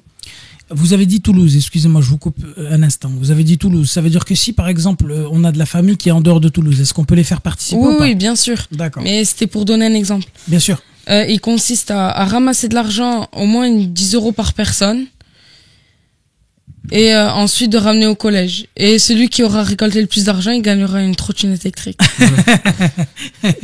Bon, j'espère que vous le faites pas que pour la trottinette. Non, Souleymane. non, vous inquiétez pas. Mariam, vous le faites pour la trottinette? Non, quand même pas. Alors, donc, effectivement, Souleymane a donné le rôle, on va dire, de l'ambassadeur. Est-ce que vous aviez quelque chose à rajouter là-dessus? Non, je pense que tout a été dit. Oui, donc c'est en gros, grosso modo, c'est une collecte de dons qui a pour but de nous aider et en même temps pour faire connaître un peu quand même le collège. D'accord. Barakallahu fik Mariam, on va revenir vers vous tout à l'heure, Inch'Allah. Je vais donc là remercier aussi Souleymane pour son intervention et pour en tout cas son honnêteté et sa franchise. Et vraiment, ça m'a beaucoup touché. Donc au moins, comme ça permet bien sûr à nos auditeurs et à nos spectateurs de pouvoir se faire une idée, une image la plus équilibrée possible en tout cas de l'établissement, parce que c'est facile de montrer à chaque fois tout ce qui va bien. L'idée, c'est de montrer justement que finalement, comme n'importe quel établissement, il y a bien entendu des avantages et bien entendu des difficultés que l'on peut rencontrer au quotidien. Je me tourne vers toi, Loïc, si tu me le permets. Je voulais justement te poser quelques questions là-dessus, sur ce sujet-là qui a été abordé justement par Souleymane tout à l'heure. Oui. Pourquoi justement l'idée d'ambassadeur a été proposée à l'attention directement dans un premier temps des élèves? D'accord. Alors, quand on a eu, pour remonter un petit peu dans l'historique, quand on a eu ce projet de communication, parce qu'avant tout, c'est un projet de communication, bien sûr, de devenir ambassadeur de l'IPA. Donc, on s'est posé la question avec le chargé de communication, le frère Karim, que je salue et qui fait un travail, machallah, dans l'ombre, c'est l'homme de l'ombre à Alif. Karim, si tu nous vois. Qui a participé, entre autres, à l'organisation de ce gala sur la partie technique. Quand on s'est posé la question, qui pourrait être le meilleur ambassadeur de l'école? On s'est dit, les profs. Mais les profs ou la direction, c'est des salariés, donc il y a toujours un petit côté subjectif. Intéressé. Voilà, un petit côté intéressé. Les parents d'élèves, ça peut être un bon ambassadeur, ou des bons ambassadeurs, pardon. Mais voilà, ils sont pas présents dans l'école toute la journée, ils ont un regard qui est peut-être partiel ou partial. Voilà. Et on s'est dit, c'était comme une évidence, ça va être les élèves. Les élèves sont nos ambassadeurs, sont les ambassadeurs de l'IPA. Maintenant, il fallait pouvoir le justifier. Comment on allait monter ça? Comment on allait le justifier auprès des parents, auprès de la communauté? On s'est dit, déjà d'un point de vue pédagogique, ça a toute sa place, parce que dans le socle commun des connaissances, des compétences et de culture, il y a plusieurs domaines, et notamment le domaine 2, qui est la formation de la personne et du citoyen, où les élèves doivent acquérir des compétences en termes de responsabilité, d'engagement, de prise d'initiative, de coopération, de citoyenneté. D'accord. Et les confronter à ce type de démarche, aller voir l'autre, lui parler de son école, le faire adhérer à ce projet, ça le confronte à l'autre, à la réalité. Il doit prendre la parole en public. C'est un exercice très difficile en même temps. Aller parler à quelqu'un qu'on ne connaît pas de son école et affronter aussi des questionnements qui peuvent être parfois négatifs. C'est pas très formateur. Et comme disait tout à l'heure le frère Ilyes Chakal, que j'ai écouté avec attention, c'est en trébuchant ou c'est en tombant qu'on apprend. Et je pense que là, ça va vraiment être formateur pour les élèves de se confronter à ça. Nous-mêmes, en tant qu'adultes, des fois, moi-même, quand on me dit de devenir ambassadeur, c'est difficile. Et c'est des compétences qu'ils pourront réutiliser tout au long de leur scolarité et dans leur vie professionnelle. Dans leur vie tout court même. Et dans leur vie tout court. Et ça, donc ça, c'était un petit peu pour l'aspect pédagogique. Maintenant, en termes de communication et on va dire la partie financière, Sam, si tu me permets de donner quelques chiffres. Je t'en prie, puisque ça a été déjà abordé avec Souleymane. Vraiment que les gens comprennent un petit peu la situation de l'IPA. Nous, il faut savoir que la scolarité d'un élève à l'IPA, on va rester sur le collège pour faire simple, elle coûte 2184 €. Donc par an. Ça, c'est la cotisation qui est demandée aux parents. D'accord. Un élève, en termes de comparaison, qui est scolarisé dans un établissement public, on est à 8710 €. 8710 €. Donc vous voyez, quasiment 4 fois plus, quoi. Car on doit faire le même travail, si ce n'est plus, avec une meilleure, parce que les parents sont demandeurs, d'une certaine qualité. Bien sûr. Doit faire le même travail, voire mieux, avec 4 fois moins. Donc se pose la question de, sachant qu'il y a, comment on fait, sachant qu'il faut développer l'école, il faut développer l'établissement. Bien sûr. Je ne sais pas, par exemple, donner les mêmes chances aux élèves de réussir, voire plus. Exactement. Les élèves, par exemple, ont envie de travailler sur des imprimantes 3D, des projets Raspberry, du matériel informatique, ce genre de choses. Qui nécessitent des moyens. Ça nécessite de l'investissement. Tout à fait. Et l'idée, c'était ça. C'était concilier ces deux éléments, à la fois l'élément pédagogique, former les élèves, et l'élément communicationnel, si tu me permets cette expression, Bien sûr. pour mettre en place une campagne de communication et se servir des élèves, se servir du dynamisme, des élèves, de leur enthousiasme, de leur même de leur naïveté. Et puis de leur expérience, tout simplement, de leur vécu. Voilà, de leur vécu aussi en tant qu'élève dans l'établissement. Ça va nous permettre, on l'espère, Inch'Allah, pendant ce mois de Ramadan, de convaincre à notre tour d'autres personnes en France et même pourquoi pas à l'étranger, France et en Navarre, de devenir à leur tour ambassadeurs. Voilà. Et si les gens ont été touchés par avant tout par les élèves, par Souleymane, par Myriam et tant d'autres aussi qui sont ambassadeurs mais qui n'ont pas pu être là avec nous. C'est vrai qu'ils sont un petit peu intéressés par la trottinette électrique. Mais bon, c'est des enfants, il faut stimuler, il faut stimuler, effectivement. Et franchement, machallah, il y a de la concurrence et bien au-delà une bonne concurrence, une bonne émulation. Bien au-delà de nos attentes. Ils sont toujours surprenants. Donc finalement, c'est une parenthèse que je me permets aussi ici d'ouvrir. C'est vrai qu'on apprend énormément. Ils apprennent, je pense, de nous forcément, puisque c'est notre métier. Mais on apprend énormément d'eux et ça, c'est quand même important de le préciser. Tout à l'heure, tu parlais effectivement du fait que les élèves sont ambassadeurs. Ils le sont des fois bien malgré eux et ils le sont des fois même en connaissance de cause. Tout à l'heure, je cite justement Souleymane quand il expliquait avant de venir ici, il a eu des élèves qui sont venus me voir pour lui dire Elif, c'est pas bien. Ça veut dire qu'ils en ont eu une expérience, ils ont fait témoignage de leur expérience. Donc, qu'ils le veuillent ou non, ils sont ambassadeurs. Généralement, nous, ce qu'on a constaté, moi, je sais qu'à l'époque, dans nos cours, on nous disait, par exemple, que, à l'époque, je parle là, maintenant, il faut se remettre à jour, mais à l'époque, on disait que quand un client est satisfait, il a tendance à communiquer à 2 personnes, en moyenne, et un client qui est insatisfait, il a tendance à communiquer en moyenne à 7 personnes. Donc, le mécontentement, on aura toujours tendance à l'entendre beaucoup plus que finalement, quand on entend la satisfaction, parce qu'on considère que c'est quelque chose qui est tout à fait naturel. Je ferme la parenthèse et je voulais aussi te poser la question de savoir finalement pourquoi l'IPA a besoin du soutien de tout le monde. Parce que souvent on dit tout le monde. On parle de la communauté, est-ce qu'on parle de la communauté musulmane en particulier? Est-ce qu'on s'adresse à la communauté nationale? Quand on dit tout le monde, est-ce que là, par là, tu entends... Moi, par exemple, quand je dis tout le monde, j'entends par là tout le monde. Tout le monde, c'est-à-dire... Tout le monde, c'est-à-dire au-delà de la communauté musulmane. Je vais te donner un exemple très concret. On a un élève, Youssef, qui a pris des tracts. Il est devenu ambassadeur, il était très motivé. Et qu'est-ce qu'il a fait? Il a fait tout son quartier, tous ses voisins qui sont non musulmans. Il a tapé aux portes, il a expliqué, il a fait, machallah, un vrai ambassadeur. Et il nous a dit, les non-musulmans m'ont donné en fait. D'accord.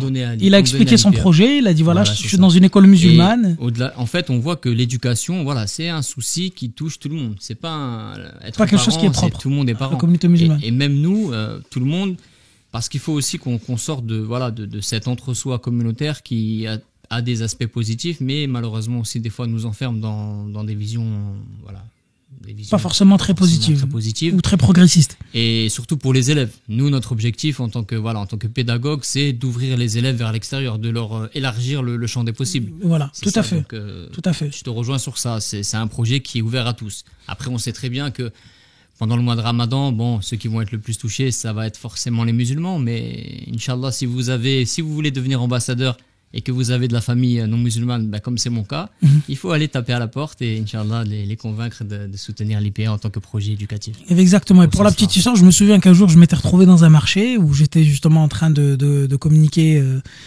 sur le projet et j'ai eu une dame, je m'en souviens très bien, ça remonte à quelques années de ça déjà, mais qui est venue me voir et qui m'a dit monsieur, je vous aide parce que je suis protestante et je sais que les protestants à une époque, ils ont vécu aussi des temps difficiles et des temps troubles en France et je sais qu'aujourd'hui avec les musulmans, c'est pas évident et là encore une fois de plus, il ne s'agit pas ici de se positionner en tant que victime, bien loin de là.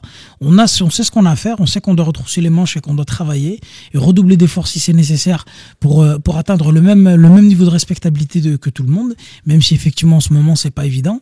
Mais néanmoins, on a pu voir effectivement que les gens sont ouverts et qu'il y a une présence d'esprit. Je pense que c'est ça qu'il faut garder à l'esprit parce que c'est vrai qu'on vit des temps qui sont compliqués en ce moment, mais il faut raison garder et toujours garder espoir que les choses iront pour le mieux.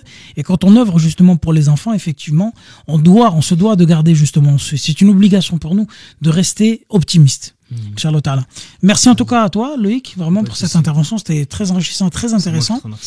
Mariam, je vais revenir vers toi. Vers vous. J'ai l'habitude de vous voyer les élèves, donc là, je suis passé du tutoiement avec Loïc et je reviens vers le vouvoiement avec vous, Mariam. Vous êtes toujours là? Oui, c'est toujours là. Merci en tout cas encore de participer. J'avais une question.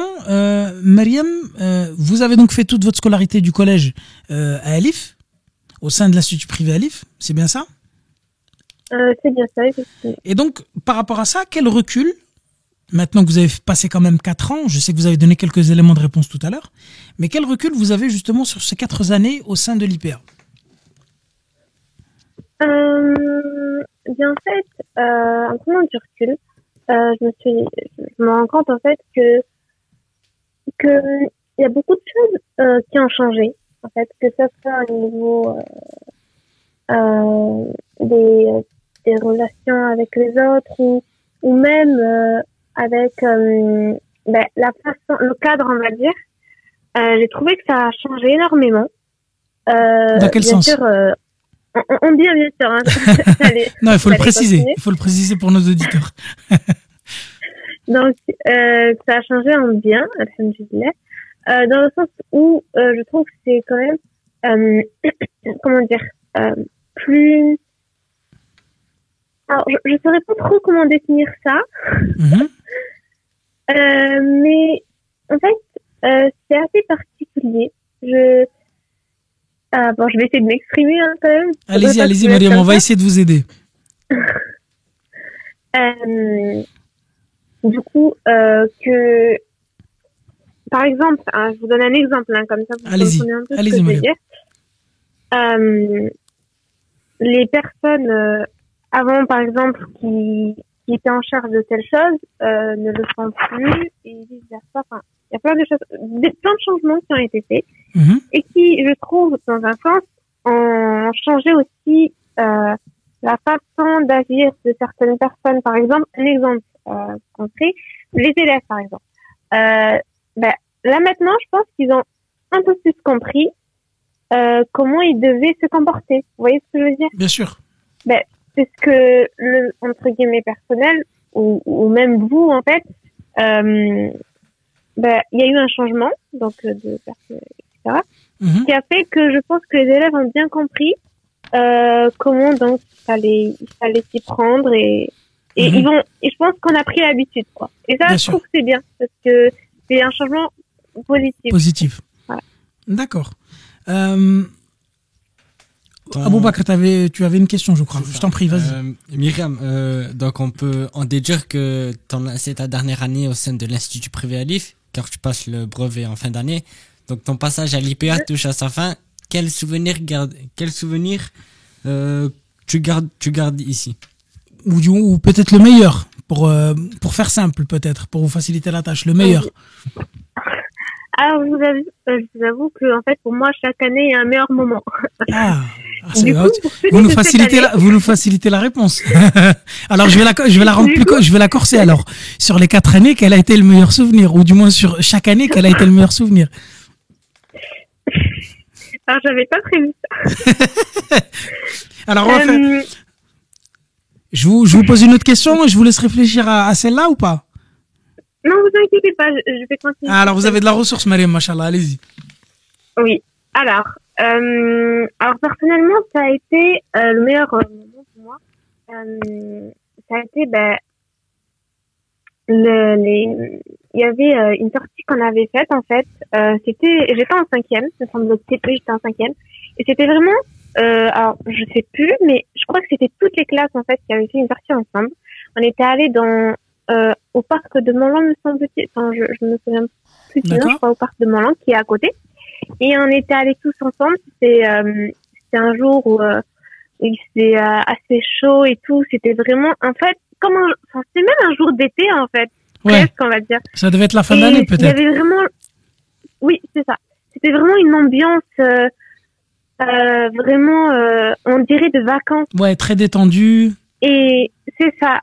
Et je me souviens que c'était vraiment bien parce que on se promenait en fait dans ce parc. C'était un peu comme un jardin, on va dire.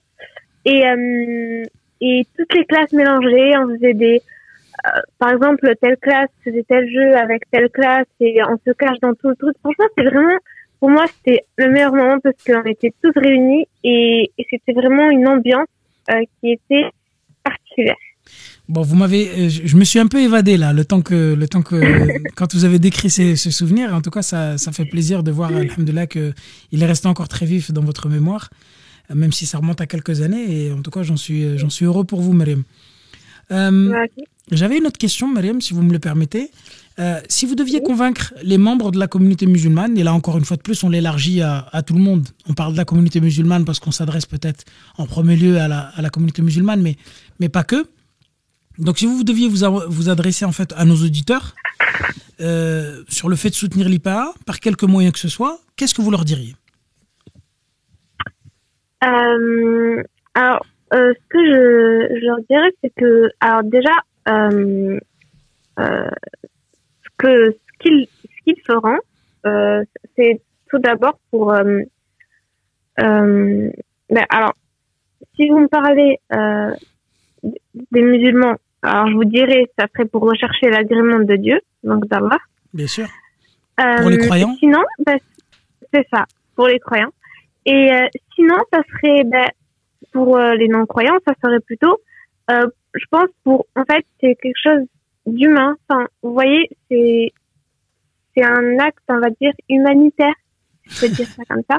Un acte de grande humanité, de grande charité. C'est ça, voilà. Et du coup, justement, faire ça, en fait, ça en vient à venir en aide à son prochain. Et là, en l'occurrence, à tout un établissement. D'accord. Et je pense que c'est vraiment une grande opportunité d'aider l'IPA à justement évoluer en contribuant à certaines... en soutenant, cet établissement. Voilà. D'accord. Mariam, je vous remercie infiniment pour votre intervention. C'était très gentil de votre part de nous avoir accordé tout ce temps-là. Et en tout cas, vraiment, merci du fond du cœur pour ce témoignage, pour votre sincérité. Et j'espère en tout cas que vous allez encore pouvoir terminer en beauté cette année, Inch'Allah ta'ala. Inch'Allah, avec une mention très bien au brevet, Inch'Allah. Oui, parce que c'est... non, Inch'Allah, j'ai pas de doute là-dessus, Inch'Allah. Qu'Allah vous préserve, Mariam, merci pour tout. Et qu'Allah vous récompense par le meilleur, récompense vos parents pour l'effort qu'ils fournissent, justement, et pour le soutien qu'ils apportent. Et en tout cas, pour la façon dont ils vous ont éduqué, parce qu'on peut voir, alhamdoulilah, qu'il y a, machallah, un grand bienfait. On en parlait justement tout au long de cette émission, la bienveillance, l'éducation.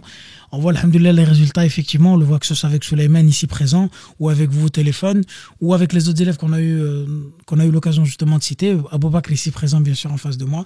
Je tiens ici justement, et j'en profite pour les remercier tous, pour tout ce qu'ils ont pu nous apporter aussi, alhamdoulilah. Mariam, encore une fois de plus, barakallahu fik, jazakillahu khair. Wa fi barakallah. Salam alaikum. Alors, je profite de ce petit moment pour apporter quelques éléments à nos chers auditeurs concernant justement cette opération, pour vous donner quelques détails. Tout à l'heure, vous avez dû peut-être remarquer que j'ai posé la question à Souleymane concernant Toulouse. Vous avez pu comprendre que ce n'était pas une question qui était une question inopportune. Au contraire, c'était une question qui était voulue de manière à vous inciter justement ceux qui nous écoutaient, en tout cas en dehors de Toulouse, à devenir des ambassadeurs dans toute la France pour le projet de l'IPA. L'idée consiste tout simplement à prendre contact avec nous, prendre attache auprès de nous, afin de qu'on puisse vous envoyer justement des enveloppes qui contiennent justement des kits d'ambassadeurs. Toutes les informations seront donc en description, donc sur la vidéo, justement, vous aurez tous les détails. Et vous avez aussi au sein justement de ces enveloppes des petits flyers justement sur lesquels il est marqué j'adhère à l'IPA, avec différents moyens justement d'aider l'établissement. Vous avez toujours bien sûr la possibilité d'aller sur notre site pour voir un petit peu ce qui s'y passe et la description justement des opérations qui sont menées dans ce cadre-là. Et bien entendu, vous aurez la possibilité de pouvoir apporter une aide très concrète à ce projet-là. L'aide, elle est simple. Et vous pouvez faire parler du projet. Vous pouvez bien entendu apporter une aide concrète. Ici, justement, on a vu qu'avec la multiplicité et la multiplication des projets un peu partout dans la communauté est très sollicitée. Et donc, le principe était simple. Comme l'a tout à l'heure rappelé Souleymane, et je le rappelle très simplement, dans chaque kit, il y a un flyer, et par flyer, on demande un don de 10 €. Vous pouvez bien entendu donner plus. Ça, c'est bien entendu, c'est vous. La générosité n'a pas de limite. Vous faites ce que vous voulez, mais nous demandons un minimum de 10 €. On part sur ce principe-là, on table un minimum de 10 € par flyer et par don. Si vous voulez faire en sorte que ce soit un don qui soit récurrent, vous pouvez toujours remplir un prélèvement. Si vous voulez que ce soit justement un don qui est ponctuel, vous avez toujours bien sûr la liberté de le faire. Néanmoins, si en dehors des dons, vous voulez participer d'une autre façon, il y a de nombreuses manières de le faire. N'hésitez surtout pas à le faire. Vous pouvez toujours commencer par des doigts en ce mois béni. Et bien entendu, alhamdoulilah, ça sera toujours bénéfique parce qu'il suffit qu'une doigt soit acceptée pour que tous nos problèmes soient résolus.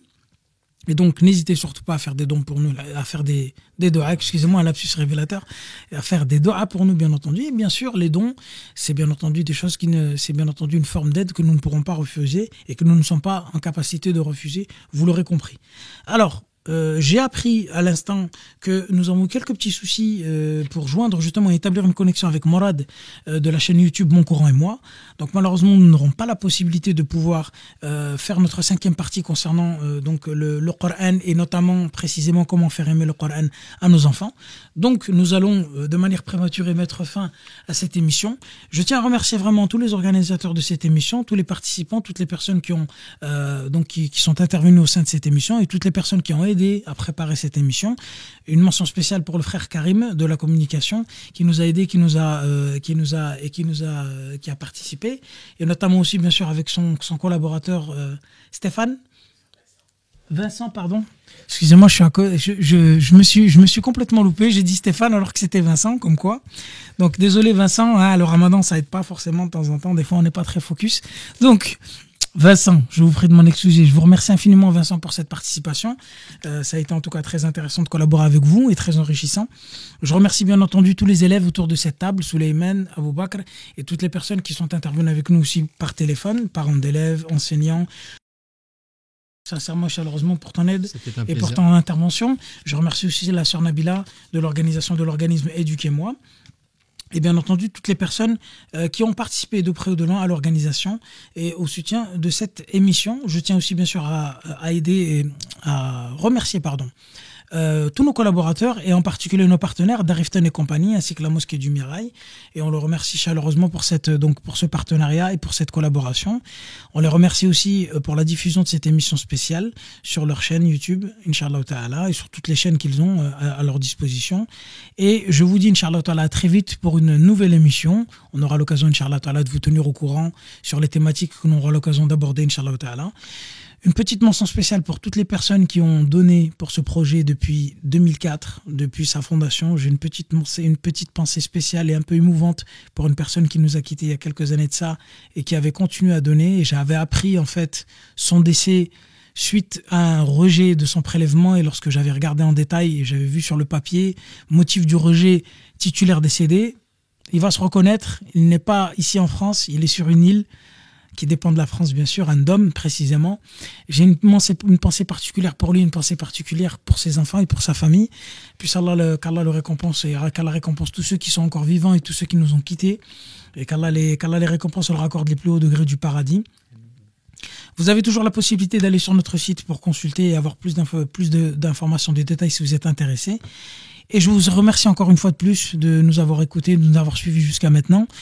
Et on espère qu'Inch'Allah Ta'ala, on aura l'occasion, si ce contexte sanitaire évolue positivement, Inch'Allah Ta'ala, de pouvoir organiser un gala réel, Inch'Allah Ta'ala. Et je vous laisse avec la vidéo, justement, de la dernière personne qui était intervenue dans notre gala, dans le dernier gala qu'on avait organisé, à savoir Ami Hassan, qui n'est plus à présenter.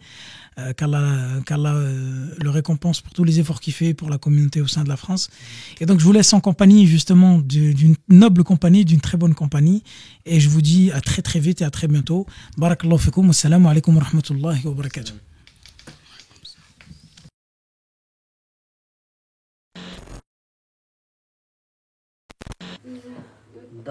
Je rigole, vas-y. Assalamu alaikum wa rahmatullahi ta'ala wa barakatuh. Je m'appelle Ami Hassan. J'ai 68 ans, je suis d'origine maghrébine, tunisienne exactement. Je viens du sud de la Tunisie et je suis en France depuis une 50aine d'années, marié, grand-père de 5 enfants et alhamdulillahi rabbil alamin. Je viens de Paris pour venir rendre visite à la communauté musulmane à Toulouse. Donc depuis une trentaine d'années, à peu près, je me suis engagé avec les jeunes de mon quartier et Allah Azza wa Jal m'a utilisé pour pouvoir être utile à beaucoup de jeunes qui étaient un petit peu dans une perte de vitesse au niveau de la compréhension de Din. Je n'ai jamais arrêté d'aimer ce travail-là, je n'ai jamais cessé de le promouvoir au niveau de tout le monde. Chaque fois que je vois une structure éducative, je soutiens cette structure pour qu'elle puisse continuer à perdurer dans le temps et à donner des fruits. Vous savez, l'éducation pour moi,